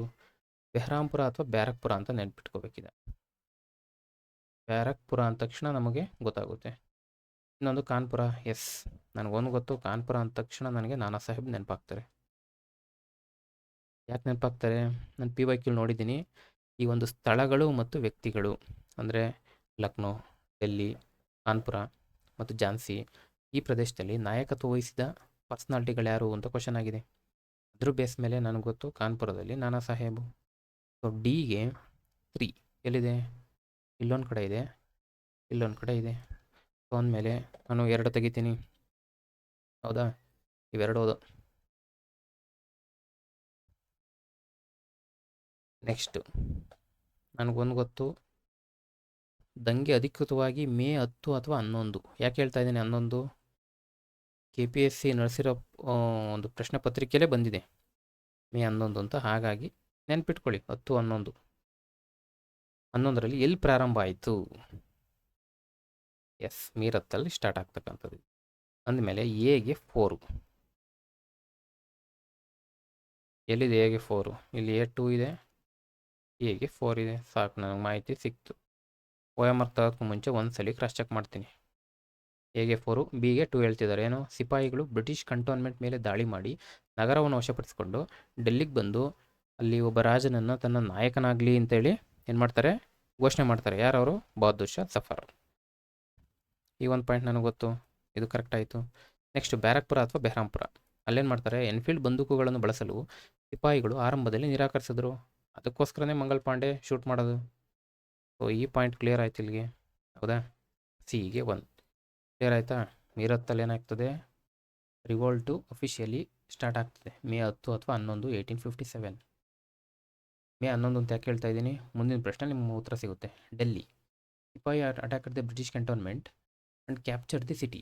ಇದು ಕರೆಕ್ಟ್ ಆಯ್ತು. ಇದು ಬೆಹರಾಂಪುರ ಅಥವಾ ಬ್ಯಾರಕ್ಪುರ, ಬಂದೂಕು ಕಾನ್ಪುರ, ನಾನಾ ಸಾಹೇಬ್. ಕ್ಲಿಯರ್ ಆಯಿತಾ? ಈಗ ಪಿವಕ್ಕಿಗೆ ಬರೋಣ. ಎನ್ಫೀಲ್ಡ್ ಬಂದೂಕುಗಳ ಕೋಟಾಗಳಿಗೆ ಹಂದಿ ಮತ್ತು ಹಸುವಿನ ಕೊಬ್ಬನ್ನು ಸವರಿದ್ದಾರೆಂಬ ಸಂಗತಿ ಸಿಪಾಯಿಗಳಿಗೆ ಗೊತ್ತಾಯಿತು. ಇದರಿಂದ ಸಿಟ್ಟಿಗೆದ್ದ ಯಾವ ಸಿಪಾಯಿಯು ಮೇಜರ್ ಹಡ್ಸನ್? ಈ ಪ್ರಶ್ನೆಯಲ್ಲಿ ಇದೊಂದು ನಾವು ಗಮನಿಸಬೇಕು. ಹಡ್ಸನ್ ಅನ್ನು ಕೊಂದನು. ಹೌದಾ? ಉತ್ತರ ಎಸ್, ಮಂಗಲ್ ಪಾಂಡೆ.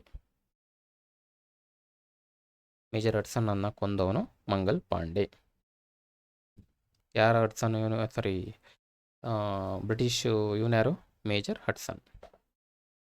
ನೆಕ್ಸ್ಟು, ಮೀರತ್ನಿಂದ ಬಂದು ರಾಜ್ ಘಾಟ್ ಗೇಟ್ನ ಮೂಲಕ ಕೆಂಪುಕೋಟೆಗೆ ಪ್ರವೇಶಿಸಿ ಬ್ರಿಟಿಷರ ವಿರುದ್ಧ ದಂಗೆಯ ನಾಯಕತ್ವವನ್ನು ವಹಿಸಿಕೊಳ್ಳಬೇಕೆಂದು ಮನವಿ ಮಾಡಲು 2ನೇಯ ಬಹದ್ದೂರ್ ಶಾನನ್ನು ಭೇಟಿ ಮಾಡಿದ ದಿನಾಂಕ. ಇದ್ಯಾವುದು?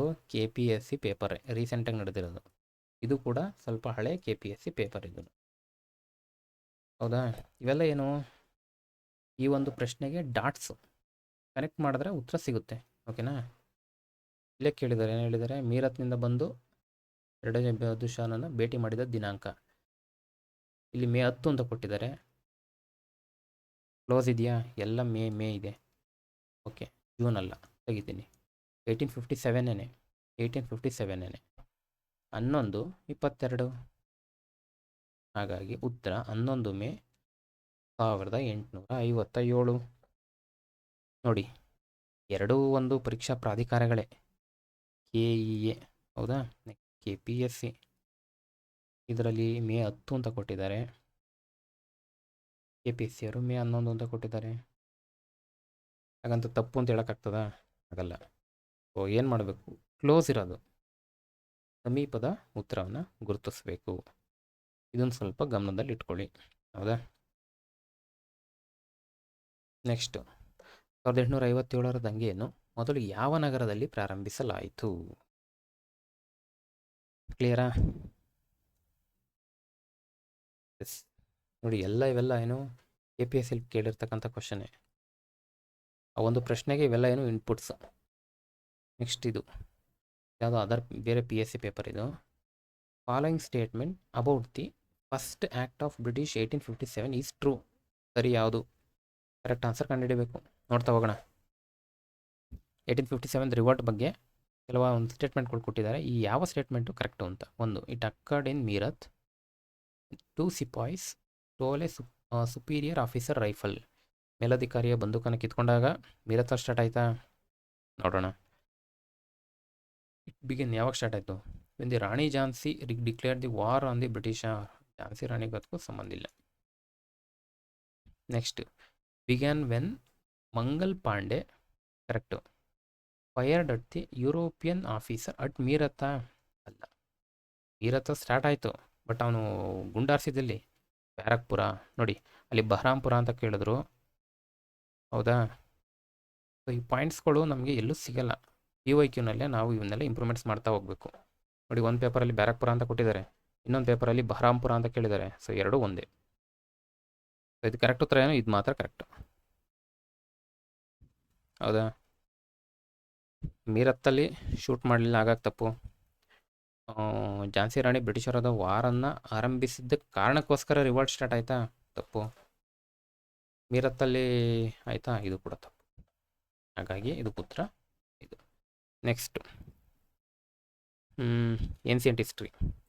ಕೆಳಗಿನವುಗಳನ್ನು ಪರಿಗಣಿಸಿ. ಓಕೆ, ಪ್ರಶ್ನೆ ಏನು? ಕರ್ನಾಟಕದಲ್ಲಿ ನವಶಿಲಾಯುಗದ ನೆಲೆಗಳು, ಹೌದಾ, ನಿಯೋಲಿಥಿಕ್ ಸೈಟ್ಸು ಮತ್ತು ಜಿಲ್ಲೆಗಳು ಸಂಬಂಧಿಸಿದಂತೆ ಮೇಲಿನ ಯಾವ ಜೋಡಿ ಸರಿಯಾಗಿದೆ? ಏನು ಕೇಳಿದಾರಂತೆ? ನಿಯೋಲಿಥಿಕ್ ಸೈಟ್ಸ್ ಕೊಟ್ಟಿದ್ದಾರೆ ಒಂದು ಕಡೆ, ಜೊತೆಗೆ ಈ ಕಡೆ ಡಿಸ್ಟ್ರಿಕ್ಗಳು ಕೊಟ್ಟಿದ್ದಾರೆ. ಯಾವ ಒಂದು ನಿಯೋಲಿಥಿಕ್ ಸೈಟು ಯಾವ ಜಿಲ್ಲೆಯಲ್ಲಿದೆ? ಕರೆಕ್ಟಾಗಿರೋದು ಗುರುತಿಸಿ ಅನ್ನೋದು ಅಷ್ಟೇ ಪ್ರಶ್ನೆ. ಆನ್ಸರ್ ಮಾಡ್ಬೋದಾ? ಬಳ್ಳಾರಿ ಸಂಗನಕಲ್ಲು ಬಳ್ಳಾರಿಯಲ್ಲಿದೆ. ಬ್ರಹ್ಮಗಿರಿ ಚಿತ್ರದುರ್ಗದಲ್ಲಿದೆ. ಎಮ್ಮಿಗೆ ಕೋಲಾರನ? ಅಲ್ಲ, ಟಿ ನರಸೀಪುರ. ಎಲ್ಲ DSCD ಬುಕ್ಸಲ್ಲಿ ಕವರ್ ಆಗಿರ್ತವೆ. ಫುಲ್ ಬುಕ್ಸ್ ನೀಟಾಗಿ ಓದ್ಕೊಳ್ಳಿ. ಮೈಸೂರು. ಹಳ್ಳೂರು ಧಾರವಾಡನ? ಇತ್ತು ಮುಂಚೆ, ಬಟ್ ಇವಾಗಲ್ಲ. ಇವಾಗಿರೋದು ಹಾವೇರಿ. ಬಿಟ್ಟಾದ್ಮೇಲೆ ಇದು ಹಾವೇರಿಗೆ ಬರುತ್ತೆ. ಇಲ್ಲೊಂದು ಗಮನಿಸ್ಬೇಕು, ಪ್ರಾವಿಷನ್ ಕೀ ಬಂದು ಅಂದರೆ ಪ್ರಾವಿಷನ್ ಕೀ ಯಾವ್ದು ಬಿಟ್ಟಿದ್ರು? ಒಂದು 4 ಬಿಟ್ಟಿದ್ರು. ಅಂದರೆ ABD ಅಂದರೆ ಹಳ್ಳೂರು ಧಾರವಾಡದಲ್ಲಿತ್ತು ಅಂತ ಕೂಡ ಬಿಟ್ಟಿದ್ರು. ಬಟ್ ಯಾರೋ ಒಬ್ಜೆಕ್ಷನ್ ಹಾಕಿದ್ದಾರೆ. ಏನು ಮಾಡಿದ್ರು? ಫೈನಲ್ ಕೀ 1ಕ್ಕೆ ಚೇಂಜ್ ಮಾಡಿದ್ರು. ಅಂದರೆ ಏನು ಮಾಡಿದ್ರು? 1 AB ಅಂದರೆ D ಬಿಟ್ಟರು, ಕೈ ಬಿಟ್ಟರು. ಯಾಕೆ? ಧಾರವಾಡದಲ್ಲ, ಹಾವೇರಿಯಲ್ಲಿರೋದು. ಇದು ಪಾಯಿಂಟ್ ಇಲ್ಲಿ. ಕ್ಲಿಯರಾ? ಸೊ ಇದು ಹೊಸ ಕ್ವಶನ್ನ ಕೇಳಿದ್ದಾರೆ. ರಿಪೀಟ್ ಕ್ವಶನ್ ಇದು ಕೂಡ. ಅಟ್ಲೀಸ್ಟ್ ಥೀಮ್ ಆದರೂ ರಿಪೀಟು. ನೋಡಿ, ಇದು PYQ KPS ಇದೆ. ಪ್ರಾಗೈತಿಹಾಸ ನೆಲೆಯಾದ ಸಂಗನಕಲ್ಲು ಇರ್ತಕ್ಕಂಥದ್ದು ಎಲ್ಲಿಂದ ಪ್ರಶ್ನೆ. ಬಳ್ಳಾರಿ. ಹೌದಾ? ನೆಕ್ಸ್ಟು ಇದು ಇದು ರೀಸೆಂಟು. ಅದು KEA ನಡೆಸಿರ್ತಕ್ಕಂಥ ಪ್ರಶ್ನೆ ಪತ್ರಿಕೆ. ಈ ಒಂದು ಪ್ರಶ್ನೆ ಡೀಟೇಲ್ ಆಗಿ ನಾವು ಈ ಹಿಂದಿನ ತರಗತಿಯಲ್ಲಿ ಕವರ್ ಮಾಡಿದ್ದೀವಿ. ನೀವಲ್ಲಿ ಗಮನ ಹರಿಸ್ಬೋದು. ನಾನು ಉತ್ತರ ಡೈರೆಕ್ಟಾಗಿ ಹೇಳ್ತೀನಿ, ಎಲ್ಲವೂ ಕರೆಕ್ಟ್. ಇದು ಎಕ್ಸ್ಪ್ಲನೇಷನು ನಾನು ಹಿಂದಿನ ಕ್ಲಾಸಲ್ಲಿ ಕೊಟ್ಟಿದ್ದೀನಿ. ನೆಕ್ಸ್ಟು ಇದು PYQ. Which one among the following is A Neolithic site? ಈ ಕೆಳಕಂಡ ಯಾವುದು ನಿಯೋಲಿಥಿಕ್ ಸೈಟು? ಇದಕ್ಕೆ ಉತ್ತರ UPSC ಬಿಟ್ಟಿರೋದು ಹಳ್ಳೂರು. ಅಫಿಷಿಯಲ್ ಕೀ ಇದು. ಎಸ್. ಸೊ ಒಂದು ಪ್ರಶ್ನೆ ಪತ್ರಿಕೆಯಲ್ಲಿ 100 ಕ್ವಶನ್ ಬಂದಾಗ 100 ರಿಪೀಟ್ ಆಗ್ತಾವ, PYQ ಬರ್ತಾವ? ಇಲ್ಲ. ಅಂತ ಸ್ವಲ್ಪ ಎಕ್ಸೆಪ್ಷನ್ ಆಗ್ತವೆ. ಆ ಥರದ ಪ್ರಶ್ನೆಗಳಿವು. ನೆಗೆಟಿವ್ ಇದ್ದಾಗ ಇಂಥವನ್ನ ಆನ್ಸರ್ ಮಾಡಬೇಕಾ ಬೇಡವಾ ಅನ್ನೋ ನಮಗೆ ತಲೆಗೆ ಹುಳ ಬಿಡ್ತಕ್ಕಂಥ ಪ್ರಶ್ನೆಗಳಿವು. ಪ್ರಶ್ನೆ ನೋಡೋಣ. ಮೈಸೂರಿನಲ್ಲಿ ಜವಾಬ್ದಾರಿ ಸರ್ಕಾರದ ರಚನೆಗಾಗಿ ಬೆಂಬಲ ನೀಡಲು ಹಾಗೂ ಕನ್ನಡಿಗರಲ್ಲಿ ಹೋರಾಟದ ಅರಿವು ಮೂಡಿಸಲು ಹಿಂದೂಪುರದಿಂದ ಪ್ರಕಟವಾಗುತ್ತಿದ್ದ ಕನ್ನಡದ ಪತ್ರಿಕೆ ಯಾವುದು? ಡೈರೆಕ್ಟ್ ಪುಸ್ತಕದಲ್ಲಿರ್ತಕ್ಕಂಥ ಸ್ಟೇಟ್ಮೆಂಟ್ನೇ ತೆಗೆದು ಕ್ವಶನ್ ಮಾಡಿದ್ದಾರೆ. ಹೌದಾ? ಮೈಸೂರಿನಲ್ಲಿ ಜವಾಬ್ದಾರಿ ಸರ್ಕಾರದ ರಚನೆಗಾಗಿ ಬೆಂಬಲ ನೀಡಲಿಕ್ಕೋಸ್ಕರ ಮತ್ತು ಕನ್ನಡಿಗರಲ್ಲಿ ಹೋರಾಟದ ಅರಿವು ಮೂಡಿಸಲು ಹಿಂದೂಪುರದಿಂದ ಪ್ರಕಟವಾದ ಕನ್ನಡ ಪತ್ರಿಕೆ ಯಾವುದು ಅಂದರೆ ಪೌರವಾಣಿ. ಓದಿದರೆ ಗೊತ್ತಾಗುತ್ತೆ. ನನಗನ್ಸುತ್ತೆ ಗೆಸ್ ಅಂತೂ ಮಾಡೋಕ್ಕಾಗಲ್ಲ ನನಗೆ. ಕರ್ನಾಟಕ ವಾರ್ತಾ ತಪ್ಪು, ಮೈಸೂರು ಸ್ಟಾರ್ ತಪ್ಪು, ಧಿಕ್ಕಾರ ಕೂಡ ತಪ್ಪು. ಅಂದಮೇಲೆ ಪೌರವಾಣಿ ಪ್ರಶ್ನೆ ಬಗ್ಗೆ ಪೌರವಾಣಿ ಪತ್ರಿಕೆ ಬಗ್ಗೆ ಸ್ವಲ್ಪ ನೋಡ್ಬೋದಲ್ವಾ? ಪೌರವಾಣಿ ಯಾರು ಸ್ಟಾರ್ಟ್ ಮಾಡೋದು? HS ದೊರೆಸ್ವಾಮಿ ಮತ್ತು ಸಂಗಡಿಗರು. ಇವರಿಂದ ಆರಂಭವಾಗ್ತಕ್ಕಂಥ ಪತ್ರಿಕೆ ಇದು.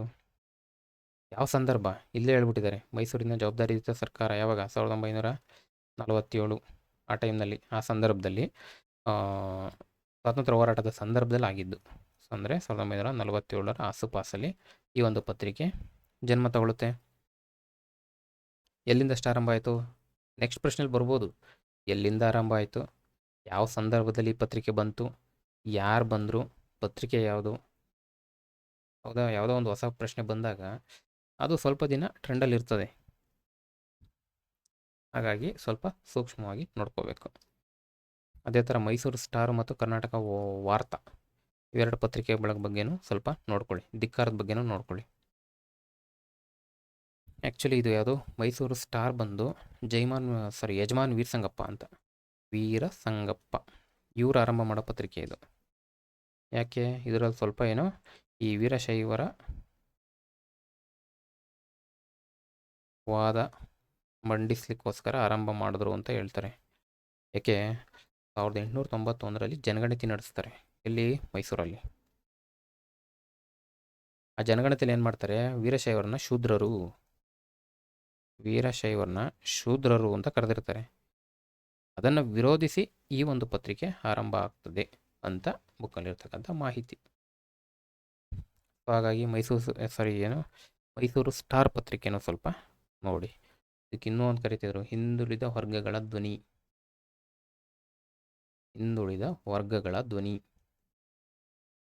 ಗೊತ್ತಿಲ್ಲ, ಇವೆಲ್ಲ ಮುಂದಿನ ದಿನದಲ್ಲಿ ಕ್ವಶನ್ ಆದರೂ ಆಗಬಹುದು. ಯಾಕಂದರೆ ಆ ಬುಕ್ ಈ ಒಂದು ಪ್ರಶ್ನೆ ಎಲ್ಲಿ ಬಂದಿದೆಯೋ ಅದೇ ಬುಕ್ಕಲ್ಲಿರ್ತಕ್ಕಂಥ ಮಾಹಿತಿಗಳಿವೆಲ್ಲ. ಅಂದರೆ ಆ ಬುಕ್ಕನ್ನು ಅವ್ರು ರೆಫರ್ ಮಾಡ್ತಾ ಇದ್ದಾರೆ ಅಂದಮೇಲೆ ನಾವು ರೆಫರ್ ಮಾಡಬೇಕಪ್ಪ ಆ ಬುಕ್ಕನ್ನು. ರೆಫರ್ ಮಾಡಿದ್ರೆ ಸಕ್ಸಸ್. ಓಕೆನಾ. ಹಿಂದುಳಿದ ವರ್ಗಗಳ ಧ್ವನಿ ಯಾವುದು? ಮೈಸೂರು ಸ್ಟಾರ್. ಇಷ್ಟು ಈ ಒಂದು ಪ್ರಶ್ನೆಯ ಬಗ್ಗೆ ಮಾಹಿತಿ. ಸ್ವಲ್ಪ ಜಾಸ್ತಿ ಓದ್ಕೊಳ್ಳಿ. ಇದು ಕೂಡ ಅದೇ ಥರ ಪ್ರಶ್ನೆ, ಎಲ್ಲೂ ರಿಪೀಟ್ ಆಗಿಲ್ಲ, ಬಟ್ ಹೊಸ ಪ್ರಶ್ನೆ. ಆನ್ಸರ್ ಮಾಡ್ಬೋದಾ ಎಕ್ಸಾಮ್ ಹಾಲಲ್ಲಿ ಗೊತ್ತಿಲ್ಲ, ಓದ್ಕೊಂಡು ಹೋಗಿದ್ರೆ ಮಾಡ್ಬೋದು. ಗೆಸ್ ಅಂತೂ ಸ್ವಲ್ಪ ಕಷ್ಟನೇ, ಯಾಕಂದರೆ ಎಲ್ಲ ಫೇಮಸ್ ಪರ್ಸ್ನಾಲಿಟಿಗಳೇ. ಸ್ವಲ್ಪ ನೆಗೆಟಿವ್ ಇದ್ದಾಗ ಈ ಥರದ ಪ್ರಶ್ನೆಗಳನ್ನ ಗಮನಕ್ಕೆ ಹಾಕ್ಕೊಂಡ್ರೆ ಒಳ್ಳೆಯದು. ಅಖಂಡ ಕರ್ನಾಟಕ ರಾಜ್ಯ ನಿರ್ಮಾಣ ಪರಿಷತ್ನ ಮೊದಲ ಅಧ್ಯಕ್ಷರು ಯಾರು? ಆ ಬುಕ್ಕಲ್ಲಿ ಸೇಮ್ ಸ್ಟೇಟ್ಮೆಂಟೇ ಇದೆ. ಸೊ ಅವರ ಬುಕ್ಕನ್ನು ಪಕ್ಕ ರೆಫರ್ ಮಾಡ್ತಾ ಇದ್ದಾರೆ. ಯಾರು? KA ಪ್ರಶ್ನೆ ಪತ್ರಿಕೆ ತೆಗಿಯೋರು ಅದೇ ಬುಕ್ಕಿಂದನೇ ಈ ಪ್ರಶ್ನೆ ಪತ್ರಿಕೆ ತೆಗಿತಾ ಇದ್ದಾರೆ. ಆನ್ಸರ್ ಮಾಡ್ಬೋದಾ? ರಾಮಕೃಷ್ಣ ಕಾರಂತ್. ಯಾವಾಗ ಬಂತು ಪತ್ರಿಕೆ ಇದೆ? ಸಾರಿ, ಇದು ಏನು ಪರಿಷತ್ತು? 1953 ಸ್ವತಂತ್ರ ಆದ ನಂತರ ಮೇನಲ್ಲಿ ಬರುತ್ತೆ. ಯಾಕೆ? ಕರ್ನಾಟಕದ ಏಕೀಕರಣ ಚಳುವಳಿ. ಏಕೀಕರಣ ಚಳುವಳಿ ಇದರ ಗುರಿ. ಆ ಸಂದರ್ಭದಲ್ಲಿ ಬರ್ತಕ್ಕಂಥದ್ದು. ಸ್ವಲ್ಪ ಹಿನ್ನೆಲೆ ನೋಡಬೇಕಂದ್ರೆ 1951ರಲ್ಲಿ ಎಲೆಕ್ಷನ್ ಆಯಿತಾ? ಮೊದಲ ಸಾರ್ವತ್ರಿಕ ಎಲೆಕ್ಷನ್ ನಡೀತು. ಆ ಸಂದರ್ಭದಲ್ಲಿ ಈ ಕರ್ನಾಟಕ ಏಕೀಕರಣ ಪಕ್ಷ ಅಂತ ಒಂದು ಬರ್ತದೆ. ಸ್ವಲ್ಪ ಹಿನ್ನೆಲೆ ನೋಡ್ಕೊಳ್ಳಿ, ಅರ್ಥ ಆಗುತ್ತೆ. ಕರ್ನಾಟಕ ಏಕೀಕರಣ ಪಕ್ಷ ಇವರೇನು ಮಾಡ್ತಾರೆ? ಏಕೀಕರಣ ಪಕ್ಷ ಈ ಒಂದು ಎಲೆಕ್ಷನಲ್ಲಿ ಭಾಗಿಯಾಗ್ತಾರೆ, ಸ್ಪರ್ಧೆ ಮಾಡ್ತಾರೆ. ಸ್ಪರ್ಧೆ ಮಾಡುವಾಗ ಯಾವುದೇ ಒಂದು ಪಕ್ಷ ಪ್ರಣಾಳಿಕೆ ಅಂತ ಬಿಡಬೇಕಾ? ಪ್ರಣಾಳಿಕೆಯಲ್ಲಿ ಏನು ಮಾಡ್ತಾರೆ? ಕರ್ನಾಟಕದ ಏಕೀಕರಣ ಮಾಡ್ತೀವಿ, ಏಕೀಕರಣದ ಕೂಗು. ಈ ಒಂದು ಪಕ್ಷದ ಪ್ರಣಾಳಿಕೆಯಲ್ಲಿ ಏಕೀಕರಣದ ಕೂಗನ್ನು ಆ್ಯಡ್ ಮಾಡಿರ್ತಾರೆ. ಇದೇ ಸಂದರ್ಭದಲ್ಲಿ ಕಾಂಗ್ರೆಸ್ ಕೂಡ ಏನು ಮಾಡ್ತದೆ? ಎಲೆಕ್ಷನ್ನಲ್ಲಿ ಸ್ಪರ್ಧೆ ಮಾಡ್ತದೆ. ಇವ್ರು ಏನು ಮಾಡ್ತಾರೆ? ಇವರು ಪ್ರಣಾಳಿಕೆ ಬಿಡ್ತಾರೆ. ಏನಿರುತ್ತೆ ಇವ್ರ ಪ್ರಣಾಳಿಕೆಯಲ್ಲಿ? ಸೇಮ್, ಇಬ್ಬರದು ಸೇಮು. ಹಾಗಾಗಿ ಇವ್ರ ಪಕ್ಷಕ್ಕೆ ಹಿನ್ನಡೆ, ಅಷ್ಟು ಜಯ ಸಿಗಲ್ಲ, ಇವ್ರು ಗೆದ್ದುಬಿಡ್ತಾರೆ. ಆ ಸಂದರ್ಭದಲ್ಲಿ ಏನು ಮಾಡ್ತಾರೆ? ಉಗ್ರ ಚಳುವಳಿ ಕಡೆ ಮುಖ ಮಾಡ್ತಾರೆ.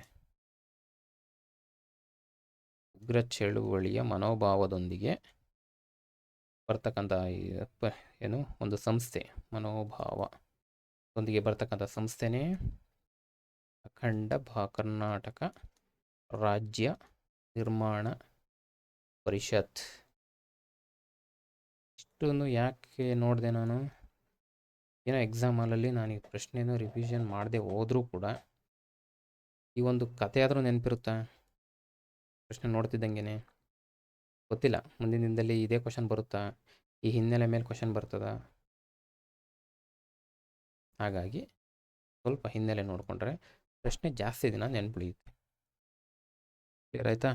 ನೆಕ್ಸ್ಟ್, ಎಸ್, ಇದು ಭಾಳ ಏನು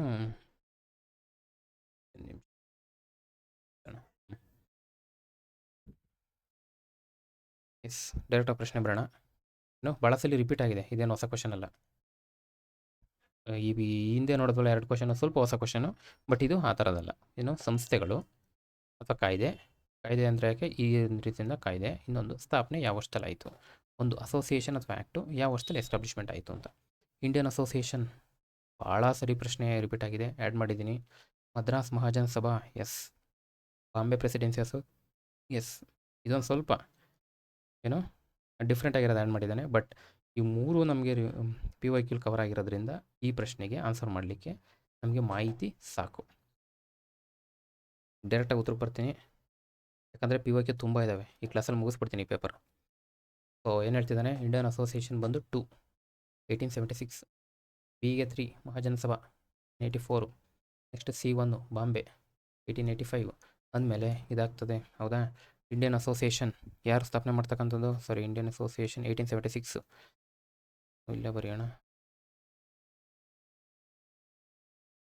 ಹಿಂಗೆ ಬರೆದಿರ್ತೀನಿ. 1876 ಸ್ಥಾಪಕರು ಯಾರು? ಸುರೇಂದ್ರನಾಥ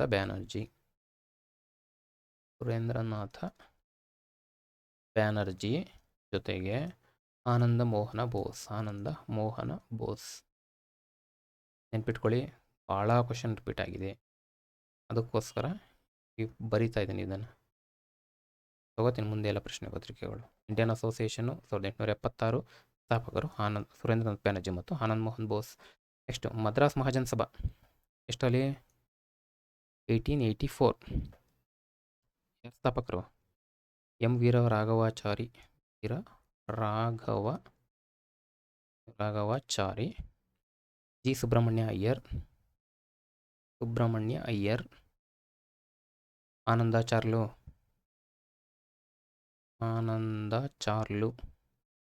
ಎಲ್ಲಿ? ಮದ್ರಾಸ್. ಇದೆಲ್ಲಿ? ಕಲ್ಕತ್ತಾ. ಹೌದಾ? ಎಂ ವೀರರಾಘವಾಚಾರಿ, ಜಿ ಸುಬ್ರಹ್ಮಣ್ಯ ಅಯ್ಯರ್ ಮತ್ತು ಆನಂದಾಚಾರ್ಲು ಎಲ್ಲಿ? ಮದ್ರಾಸಲ್ಲಿ. ನೆನ್ಪಿಟ್ಕೊಳ್ಳಿ, ಪ್ರಶ್ನೆ ಆಗಿದೆ. ನೆಕ್ಸ್ಟು ಬಾಂಬೆ ಅಸೋಸಿಯೇಷನ್ನು ಎಷ್ಟಲ್ಲಿ? 1885. ಯಾರು ಬಾಂಬೆ ಅಸೋಸಿಯೇಷನ್ ಬಂದು? ಫಿರೋಜ್ ಶಾ ಮೆಹ್ತಾ. ಪ್ರಶ್ನೆ ಆಗಿದೆ, ತೊಗೊಂಡಿದ್ದೀನಿ. ಫಿರೋಜ್ ಶಾ ಮೆಹ್ತಾ, ಕೆ ಟಿ ತೆಲಾಂಗ್, ಎಲ್ಲ famous ಹೆಸರುಗಳೇ. K T ತೆಲಾಂಗ್, Badruddin Tyabji ಅಥವಾ ತ್ಯಾಬ್ಜಿ, ಓಕೆ, ಯಾಬ್ಜಿ, ಇವ್ರು 3 ಜನ. ಬಾಂಬೆ ಅಸೋಸಿಯೇಷನ್ ಅಂದ ತಕ್ಷಣ ನಮಗೆ ನೆನಪಿರಬೇಕು 1885. ಸಂಸ್ಥಾಪಕರು ಅಂತ ಬಂದ ತಕ್ಷಣ ಫಿರೋಜ್ ಶಾ ಮೆಹ್ತಾ, ಕೆ ಟಿ ತೆಲಾಂಗು, ಬದ್ರುದ್ದೀನ್ ತ್ಯಾಬ್ಜಿ. ಇದು ಆ್ಯಕ್ಟು. ಸೊ 1879 ಬಂತು ಅಂತ. ಈಗ ಟೈಮ್ ವೇಸ್ಟ್ ಮಾಡ್ದಂಗೆ PYQಗಳು ನೋಡ್ಬಿಡೋಣ. ಓಕೆ, 1876 ಇಂಡಿಯನ್ ಅಸೋಸಿಯೇಷನ್ ತಗೊಂಡಿದ್ದೀವಿ. ಸ್ಥಾಪಿಸಿದ ಬಂಗಾಳದ ಇಬ್ಬರು ರಾಷ್ಟ್ರೀಯವಾದಿಗಳು ಯಾರು? ಇಲ್ಲೇನು ಗೊತ್ತಾಯಿತು? ಇಂಡಿಯನ್ ಅಸೋಸಿಯೇಷನ್ ಅನ್ನೋ ಒಂದು ಸಂಸ್ಥೆ ಯಾವಾಗ ಸ್ಥಾಪನೆ ಆಯಿತು? 1876. ಎಲ್ಲಿ? ಬಂಗಾಳದಲ್ಲಿ. ಸ್ಥಾಪನೆ ಮಾಡಿದವರು ಯಾರು? ಸುರೇಂದ್ರನಾಥ್ ಬ್ಯಾನರ್ಜಿ ಮತ್ತು Anand Mohan Bose. PYQ same topic. Next, match association list 1 ಮತ್ತು ಲಿಸ್ಟು. ಏನೋ ಒಂದು ಅಸೋಸಿಯೇಷನು ಯಾವ ಇಯರಲ್ಲಿ ಎಸ್ಟಾಬ್ಲಿಷ್ಮೆಂಟ್ ಆಯಿತು ಅಂತ. ಈಸ್ಟ್ ಇಂಡಿಯಾ ಅಸೋಸಿಯೇಷನ್, ಇದನ್ನು ನೆನ್ಪಿಟ್ಕೊಳ್ಳಿ. ಇಂಡಿಯಾ ಅಸೋಸಿಯೇಷನ್ನೇ ಬೇರೆ, ಈಸ್ಟ್ ಇಂಡಿಯಾ ಅಸೋಸಿಯೇಷನ್ನೇ ಬೇರೆ, ಭಾರತೀಯ ಇಂಡಿಯನ್ ಅಸೋಸಿಯೇಷನ್ನೇ ಬೇರೆ, ಬ್ರಿಟಿಷ್ ಇಂಡಿಯಾ ಅಸೋಸಿಯೇಷನು ಬರ್ತವೆ. ಇನ್ನೊಂದು ಫೀಮೇಲ್ ಇಂಡಿಯಾ ಅಸೋಸಿಯೇಷನ್ ಅಂತ ಕೂಡ ಬರ್ತವೆ. ಸೊ ಕನ್ಫ್ಯೂಷನ್ ಆಗೋದು ಬೇಡ. ಇದು ಈಸ್ಟ್. ನೆಕ್ಸ್ಟ್ ಬಾಂಬೆ, ಮದ್ರಾಸ್ ಮಹಾಜನ್ ಸಭಾ, ಇಂಡಿಯನ್ ಅಸೋಸಿಯೇಷನ್. ಈಗ ನೋಡಿದ ಇಂಡಿಯನ್ ಅಸೋಸಿಯೇಷನ್ ಇದು ಯಾವಾಗ ಸ್ಥಾಪನೆ ಆಯಿತು? ಹೇಳ್ತಾ ಹೋಗ್ಬೋದಾ? ಎಸ್, ಇಂಡಿಯನ್ ಅಸೋಸಿಯೇಷನ್ ಇಲ್ಲೇ ಇದೆ ಉತ್ತರ, 1876. So Indian association Bengal 1876. Next ಇದಕ್ಕೆ ಉತ್ತರ ಎಷ್ಟು ಬಂತು? ಡಿಗೆ 3 ಅಂದರೆ ಇದಾಗ್ತದೆ, ಇದು ಹೋಯ್ತಿದು. ನೆಕ್ಸ್ಟು ನನಗೆ ಬಾಂಬೆ ಗೊತ್ತು, ಸರಿ. ಮದ್ರಾಸ್ ಮಹಾಜನ್ ಸಭೆ ಯಾವಾಗ ಬಂತು? ಸಿಗೆ ಎಸ್ 1884 ನೋಡಿದ್ದೇವೆ ಇಲ್ಲಿ. ಮದ್ರಾಸ್ ಮಹಾಜನ್ ಸಭಾ ಎಸ್ 1884. ಹೀಗೆ 4 ಅಂದರೆ ಓಕೆ, 2 ಕರೆಕ್ಟಾಗಿದೆ, 2ರಲ್ಲೂ ಇದೆ. ಹೌದಾ? ನೆಕ್ಸ್ಟು ಬಾಂಬೆ ಅಸೋಸಿಯೇಷನ್ ಬಂದು 1852 ಅಂದಮೇಲೆ ಬಿಗೆ 1 ಅಂದರೆ ಇದು ಕರೆಕ್ಟ್ ಆಗ್ತದೆ. ಎಗೆ 2. ಈಸ್ಟ್ ಇಂಡಿಯಾ ಅಸೋಸಿಯೇಷನ್ ಬಂದು 1866 ಆರಂಭ ಆಗ್ತಕ್ಕಂಥದ್ದು. ಈ ಒಂದು ಪ್ರಶ್ನೆಯಲ್ಲಿ ಇದು ಹೊಸ ಟಾಪಿಕ್ಕು ಆ್ಯಡ್ ಮಾಡ್ಕೊಳ್ಳಿ. ಕ್ಲಿಯರಾ? ನೆಕ್ಸ್ಟು ಏನು ಕೇಳಿದ್ದಾರೆ? ಅಸೋಸಿಯೇಷನ್ ಕೇಳಿದ್ದಾರೆ, ಇನ್ನೊಂದು ಫೌಂಡರ್ಸ್ ಕೇಳಿದ್ದಾರೆ. ಒಂದು ಕಡೆ ಅಸೋಸಿಯೇಷನು, ಇನ್ನೊಂದು ಸ್ಥಾಪಕರು. Indian league, Indian association, Assam association. ಇದು ಅಸ್ಸಾಮು PSC ಗ್ರೂಪ್ AP ಇದು. ಸೊ ಹಾಗಾಗಿ ಇವೆರಡು ಬಂದಿದೆ. ನಾವು ಇಲ್ಲಿ ನೋಡೋದು ಮೇಯ್ನು. ನಮಗೆ ಗೊತ್ತು ಇಂಡಿಯನ್ ಅಸೋಸಿಯೇಷನ್ ಇಲ್ಲಿವರೆಗೂ ನೋಡಿದ್ದೀವಿ. ಯಾರು? ಎಸ್, ಸುರೇಂದ್ರನಾಥ್ ಬ್ಯಾನರ್ಜಿ ಮತ್ತು ಆನಂದ್ ಮೋಹನ್ ಬೋಸ್. ಬಿಗೆ 1 ಸಿಕ್ತು ಉತ್ತರ. ಹೌದಾ? ಅಂದಮೇಲೆ ಕ್ರಾಸ್ ಚೆಕ್ ಮಾಡೋಣ. ಬಿಗೆ 1 ಅದು ಇಂಡಿಯನ್ ಲೀಗ್ ಬಂದು ಎಗೆ 3. Okay, Shishir Kumar Ghosh. Indian league ಬಂದು ಶಿಶಿರ್ ಕುಮಾರ್ ಘೋಷು. ಬಿಗೆ 1, ಸಿಗೆ 4. ಅಸ್ಸಾಂ ಅಸೋಸಿಯೇಷನ್ ಬಂದು ಮಣಿಕ್ ಚಂದ್ರ ಬರುವ. ಇನ್ನೊಂದು ಜೋರ್ಹಾತ್ ಸಬರ್ಜನಿಕ್ ಸಭಾ. ಡಿಗೆ 2. ಸೊ ಇದಕ್ಕೆ ಕರೆಕ್ಟ್ ಉತ್ತರ. ಕ್ಲಿಯರ್ ಆಯಿತಾ? ಇದಕ್ಕೆ ಉತ್ತರ 2. Next, who establish the Indian association in 1876? ನೋಡಿ ಎಷ್ಟು ಸರಿ ರಿಪೀಟ್ ಆಗಿದೆ, ಬಟ್ ಬೇರೆ ಕ್ವಶನ್ ಅದು. 1876 ಇದು ಬೇರೆ ಪ್ರಶ್ನೆ, ಇದು ಬೇರೆ ಪ್ರಶ್ನೆ. ಇಂಡಿಯನ್ ಅಸೋಸಿಯೇಷನ್ 1876ರಲ್ಲಿ ಸ್ಥಾಪನೆ. ಯಾರಿಂದ ಆಯಿತು? ಸುರೇಂದ್ರ ಬ್ಯಾನರ್ಜಿ, ಚಿತ್ತರಂಜನ್. ಓಕೆ, ಇದು ಉತ್ತರ ಸುರೇಂದ್ರನಾಥ್ ಬ್ಯಾನರ್ಜಿ ಜೊತೆಗೆ Anand Mohan Bose. Next, consider the following events ಮತ್ತು arrange them in the chronological order. Chronology ಅಂತ ಬಂದ ತಕ್ಷಣ ನಮಗೆ ಇಯರ್ಸ್ ಬರಬೇಕು. ನಮಗೆ ಈಸ್ಟ್ ಇಂಡಿಯಾ ಅಸೋಸಿಯೇಷನ್ ಇಲ್ಲೇ ನೋಡಿದ್ವಲ್ಲ, ಈಸ್ಟ್ ಇಂಡಿಯಾ ಅಸೋಸಿಯೇಷನ್ ಬಂದು 1866. ಹೌದಾ? 1866 ಕ್ಲಿಯರಾ? ನೆಕ್ಸ್ಟ್, ನ್ಯಾಷನಲ್ ಇಂಡಿಯನ್ ಅಸೋಸಿಯೇಷನ್ ಯಾವಾಗ ಬರುತ್ತೆ? 1870. ನೋಡಿ, ನಾನು ಆವಾಗಲೇ ಹೇಳಿದೆ, ಇಂಡಿಯನ್ ಅಸೋಸಿಯೇಷನ್ ಒಂದು, ಈಸ್ಟ್ ಇಂಡಿಯಾ ಅಸೋಸಿಯೇಷನ್ ಒಂದು, ನ್ಯಾಷನಲ್ ಇಂಡಿಯನ್ ಅಸೋಸಿಯೇಷನ್ ಒಂದು, ಇನ್ನೊಂದು ಫೀಮೇಲ್ ಇಂಡಿಯನ್ ಅಸೋಸಿಯೇಷನ್ ಅಂತ ಕೂಡ ಬರುತ್ತೆ. ಅದು ಆ್ಯಡ್ ಮಾಡಿದ್ದೀನಿ, ಮುಂದೆ ತೊಗೊಂಡಿದ್ದೀನಿ. ನೆಕ್ಸ್ಟ್, ಇಂಡಿಯನ್ ಸೊಸೈಟಿ ಯಾವಾಗ? 1872. ಆನಂದ್ ಮೋಹನ್ ಬೋಸ್ ಇವರು ಸ್ಥಾಪನೆ ಮಾಡೋದಿದು, ಆನಂದ ಮೋಹನ ಬೋಸ್. ನೆಕ್ಸ್ಟು, ಇಂಡಿಯನ್ ಅಸೋಸಿಯೇಷನ್ ಈಗಷ್ಟೇ ನೋಡಿದ್ದೀವಿ, 1876. ಸುರೇಂದ್ರನಾಥ್ ಬ್ಯಾನರ್ಜಿ ಮತ್ತು ಆನಂದ ಮೋಹನ ಬೋಸ್. ನೋಡಿ, ಕನ್ಫ್ಯೂಷನ್ ಆಗಬಾರ್ದು. East India Association, National Indian Association, Indian Association. So 66, 70. Okay, chronology ಪ್ರಕಾರನೇ ಇದೆ. 1 2 4 3 ಅಲ್ಲ, 1 3 ಅಲ್ಲ, 2 ಅಲ್ಲ, 1 2 3 4. ಎಸ್, ಇದು ಕರೆಕ್ಟ್ ಉತ್ತರ. ಸೊ ಯಾಕೆ ಇಷ್ಟು ಪ್ರಶ್ನೆಗಳು ತೊಗೊಂಡಿದ್ದೀನಿ? ಈ ಒಂದು ಅಸೋಸಿಯೇಷನ್ ಮತ್ತು ಇಯರ್ಸು ಮತ್ತು ಫೌಂಡಿಂಗ್ ಬಗ್ಗೆ ಆಲ್ಮೋಸ್ಟ್ ಎಲ್ಲ ಕವರ್ ಆಗಲಿ ಅನ್ನೋ ಒಂದು ಉದ್ದೇಶ. Next, consider the following pairs. ಒಂದು, Radhakant Deb, first president of the British Indian Association. Gazulu Lakshmi Narasu Chetty, founder of the Madras Mahajan Sabha. Surendranath Banerjee, founder of Indian Association. ಅಬೋ ಪೇರು ಕರೆಕ್ಟಾಗಿ ಮ್ಯಾಚ್ ಆಗಿದೆ ಅಂತ ಕೇಳಿದ್ದಾನೆ. ಹೌದಾ? ಆನ್ಸರ್ ಮಾಡ್ಬೋದಾ? ಒಂದು ಗೊತ್ತಿರಬೇಕು, ಕುಜುಲು ಲಕ್ಷ್ಮೀ ನರಸ ಚೆಟ್ಟಿ ಅಥವಾ ಶೆಟ್ಟಿ ಅದಕ್ಕೆ ಸಂಬಂಧಪಡ್ತಾರೆ. ಸಾರಿ, ಮದ್ರಾಸ್ ನೇಟಿವ್ ಅಸೋಸಿಯೇಷನ್ ಇದಕ್ಕೆ ಸಂಬಂಧಪಡ್ತಕ್ಕಂಥದ್ದು. ಇವರು ಇಷ್ಟಲ್ಲಿ 1852. ಇದೊಂದು ನೆನ್ಪಿಟ್ಕೊಳ್ಳಿ. ಮದ್ರಾಸ್ ಕನ್ಫ್ಯೂಷನ್ ಬೇಡ, ಹಾಗಾಗಿ ಇದು ತಪ್ಪಾಗ್ತದೆ. ರಾಧಾಕಾಂತ್ ದೇವ್ ಇವ್ರು correct, first president of British Indian association. ನೋಡಿ, ಹೇಳಿದೆ ನಾನು ಆವಾಗಲೇ, ಈಸ್ಟ್ ಅಂತ ಒಂದು ಬರುತ್ತೆ, ನ್ಯಾಷನಲ್ ಅಂತ ಒಂದು ಬರುತ್ತೆ, ಬರೀ ಇಂಡಿಯನ್ ಅಸೋಸಿಯೇಷನ್ ಅಂತ ಒಂದು ಬರುತ್ತೆ, ಇನ್ನೊಂದು ಬ್ರಿಟಿಷ್ ಅಂತ ಕೂಡ ಬರುತ್ತೆ. ಕ್ಲಿಯರಾ? ಇದ್ರ ಫೌಂಡರ್ ಇದನ್ನು ನೆನ್ಪಿಟ್ಕೊಂಡ್ಬಿಡಿ ಇಲ್ಲೇ. ನ್ಯಾಷನಲ್ ಇಂಡಿಯನ್ ಅಸೋಸಿಯೇಷನ್ ಫೌಂಡರ್ ಬಂದು ಮೇರಿ ಕಾರ್ಪೆಂಟರ್ ಅಂತ. ಮೇರಿ ಕಾರ್ಪೆಂಟರ್. ಸ್ವಲ್ಪ ಕನ್ಫ್ಯೂಷನ್ ಆಗ್ತದೆ, ಬಟ್ ಜಾಸ್ತಿ ರಿವಿಷನ್ ಮಾಡಿ, ಕ್ಲಿಯರ್ ಆಗುತ್ತೆ. ಸೊ ಇದು ಕರೆಕ್ಟು, ಇದು ಕರೆಕ್ಟು. 1 and 3 ಎಲ್ಲಿದೆ? ಇದು ಸರಿ ಉತ್ತರ ಆಯ್ತು.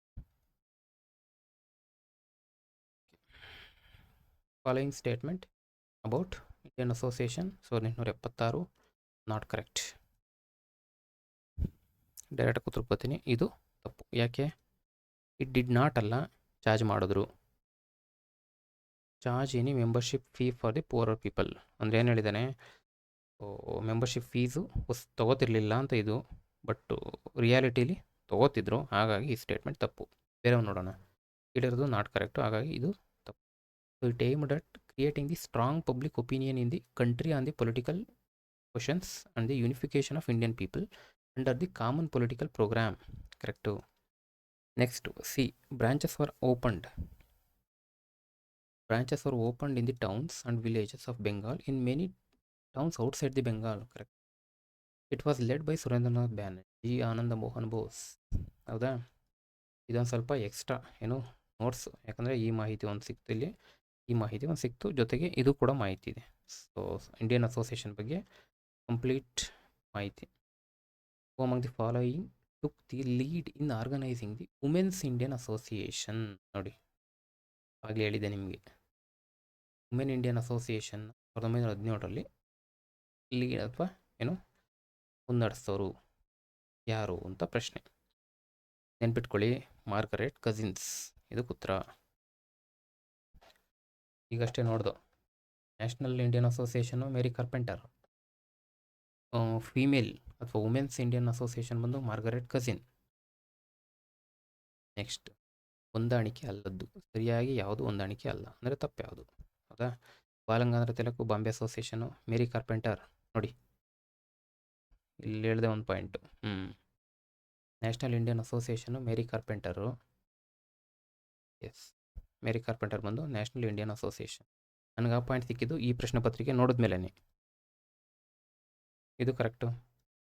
Surendranath Banerjee Indian national conference, Anand Mohan Bose Indian society. ಯಾವುದು ಹೊಂದಾಣಿಕೆ ಆಗಿಲ್ಲ? ಇದು ಹೊಂದಾಣಿಕೆ ಆಗಿಲ್ಲ. ಇದು ಯಾಕೆ? ಬಾಂಬೆ ಅಸೋಸಿಯೇಷನ್ ಅಂತ ಬಂದಾಗ ಯಾರು ಬರ್ತಾರೆ ಇಲ್ಲಿ? ದಾದಾಬಾಯಿ ನವರೋಜಿ ಜೊತೆಗೆ ಈ ಶಂಕರ್ ಸೇಠ್, ಜಗನ್ನಾಥ್ ಶಂಕರ್ ಸೇಠ್ ಅಂತ ಬರ್ತಾರೆ ಇಲ್ಲಿ. ಹಾಗಾಗಿ ಇದು ಇದಕ್ಕೆ ಉತ್ತರ. ನೆಕ್ಸ್ಟ್ ಸ್ವಲ್ಪ ಚಿಕ್ಕದಾಗಿದೆ. ಪ್ರೀ ಕಾಂಗ್ರೆಸ್ ಆರ್ಗನೈಸೇಷನ್ನು ಅಂದರ್ ಲೀಡರ್ಸ್ ಒಂದು list. Indian association, Madras Mahajan ಸಭಾ, ಬಾಂಬೆ ಪ್ರೆಸಿಡೆನ್ಸಿ, ಪುಣೆ ಸಾರ್ವಜನಿಕ ಸಭಾ. ಈಗಷ್ಟೇ ನೋಡಿದ್ವಿ ಇಂಡಿಯನ್ ಅಸೋಸಿಯೇಷನ್ ಬಂದು ಸುರೇಂದ್ರನಾಥ್ ಬ್ಯಾನರ್ಜಿ, ಆನಂದ್ ಮೋಹನ್ ಬೋಸು. ಎಗೆ 4 ಎಲ್ಲಿದೆ? ಇಲ್ಲಿದೆ. ಸೊ ಇದಕ್ಕೆ ಉತ್ತರ ಇದು ಕರೆಕ್ಟು. ಸರಿ ಚೆಕ್ ಮಾಡ್ಕೊಳ್ಳಿ. ಬಿಗೆ 2 ಯಾವುದು? ಮದ್ರಾಸ್ ಮಹಾಜನ್ ಸಭಾ, ವೀರರಾಘವಾಚಾರಿ. ಎಸ್ ಬಂದಿದೆ. ನೆಕ್ಸ್ಟು ಬಾಂಬೆ ಪ್ರೆಸಿಡೆನ್ಸಿ ಬಂದು ದಾದಾಬಾಯಿ ನವರೋಜಿ ಕರೆಕ್ಟು. ಪುಣೆ ಬಂದು justice Ranade. Next who among the following was involved in the formation of Bombay presidency association 1885. ನೋಡಿ ಎಕ್ಸ್ಪ್ಲೇನ್ ಮಾಡಿದ್ದೆ ಫಿರೋಜ್ ಶಾ ಮೆಹ್ತಾ ಅಂತ, ಹೌದಾ? ಜೊತೆಗೆ KT ತೆಲಾಂಗು, ಬದ್ರುದ್ದೀನ್ ತಯಾಬ್ಜಿ. ಕರೆಕ್ಟಾ? ಹಾಗಾಗಿ ಸೊ ಅಲ್ಲಿಗೆ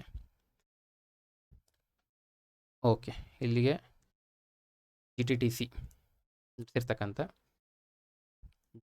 TC ಪ್ರಶ್ನೆ ಪತ್ರಿಕೆನ ಹಿಸ್ಟ್ರಿ, ಇತಿಹಾಸದ ರಿಲೇಟೆಡು. ಸೊ ಎಲ್ಲ 14 ಕ್ವಶನ್ಗಳನ್ನ ಮುಗಿಸಿದ್ದೀವಿ. ಪಾರ್ಟ್ 2ನಲ್ಲೇ ಮುಗಿಸಿದ್ದೀವಿ, ಜಾಸ್ತಿ ಡ್ರ್ಯಾಗ್ ಮಾಡಿಲ್ಲ. ಸೊ ಯೂಸ್ಫುಲ್ ಆಯಿತು ಅಂದ್ಕೊತೀನಿ. ಯೂಸ್ಫುಲ್ ಆಗಿದ್ದರೆ ನೀಡಿದ್ದವ್ರಿಗೆ ಶೇರ್ ಮಾಡಿ. ಏನೇ ತಪ್ಪುಗಳಿದ್ರು ಗಮನಕ್ಕೆ ತನ್ನಿ, ನನ್ನ ತಪ್ಪುಗಳನ್ನ ನನ್ನ ಗಮನಕ್ಕೆ ತನ್ನಿ. ಓಕೆನಾ? ಮತ್ತು ಒಂದು ಟೆಲಿಗ್ರಾಮ್ ಚಾನಲ್ ಕೂಡ ಇದೆ. ನಿಮ್ಗೆ ಇಂಟ್ರೆಸ್ಟ್ ಇದ್ದರೆ ಇದೇ ನೇಮಲ್ಲಿ. ಸೊ ಇಂಟ್ರೆಸ್ಟ್ ಇದ್ದರೆ ಜಾಯ್ನ್ ಆಗ್ಬೋದು. ಸೊ ಇಲ್ಲಿಗೆ ಈ ಕ್ಲಾಸನ್ನು ಕ್ಲೋಸ್ ಮಾಡ್ತೀನಿ. Thank you.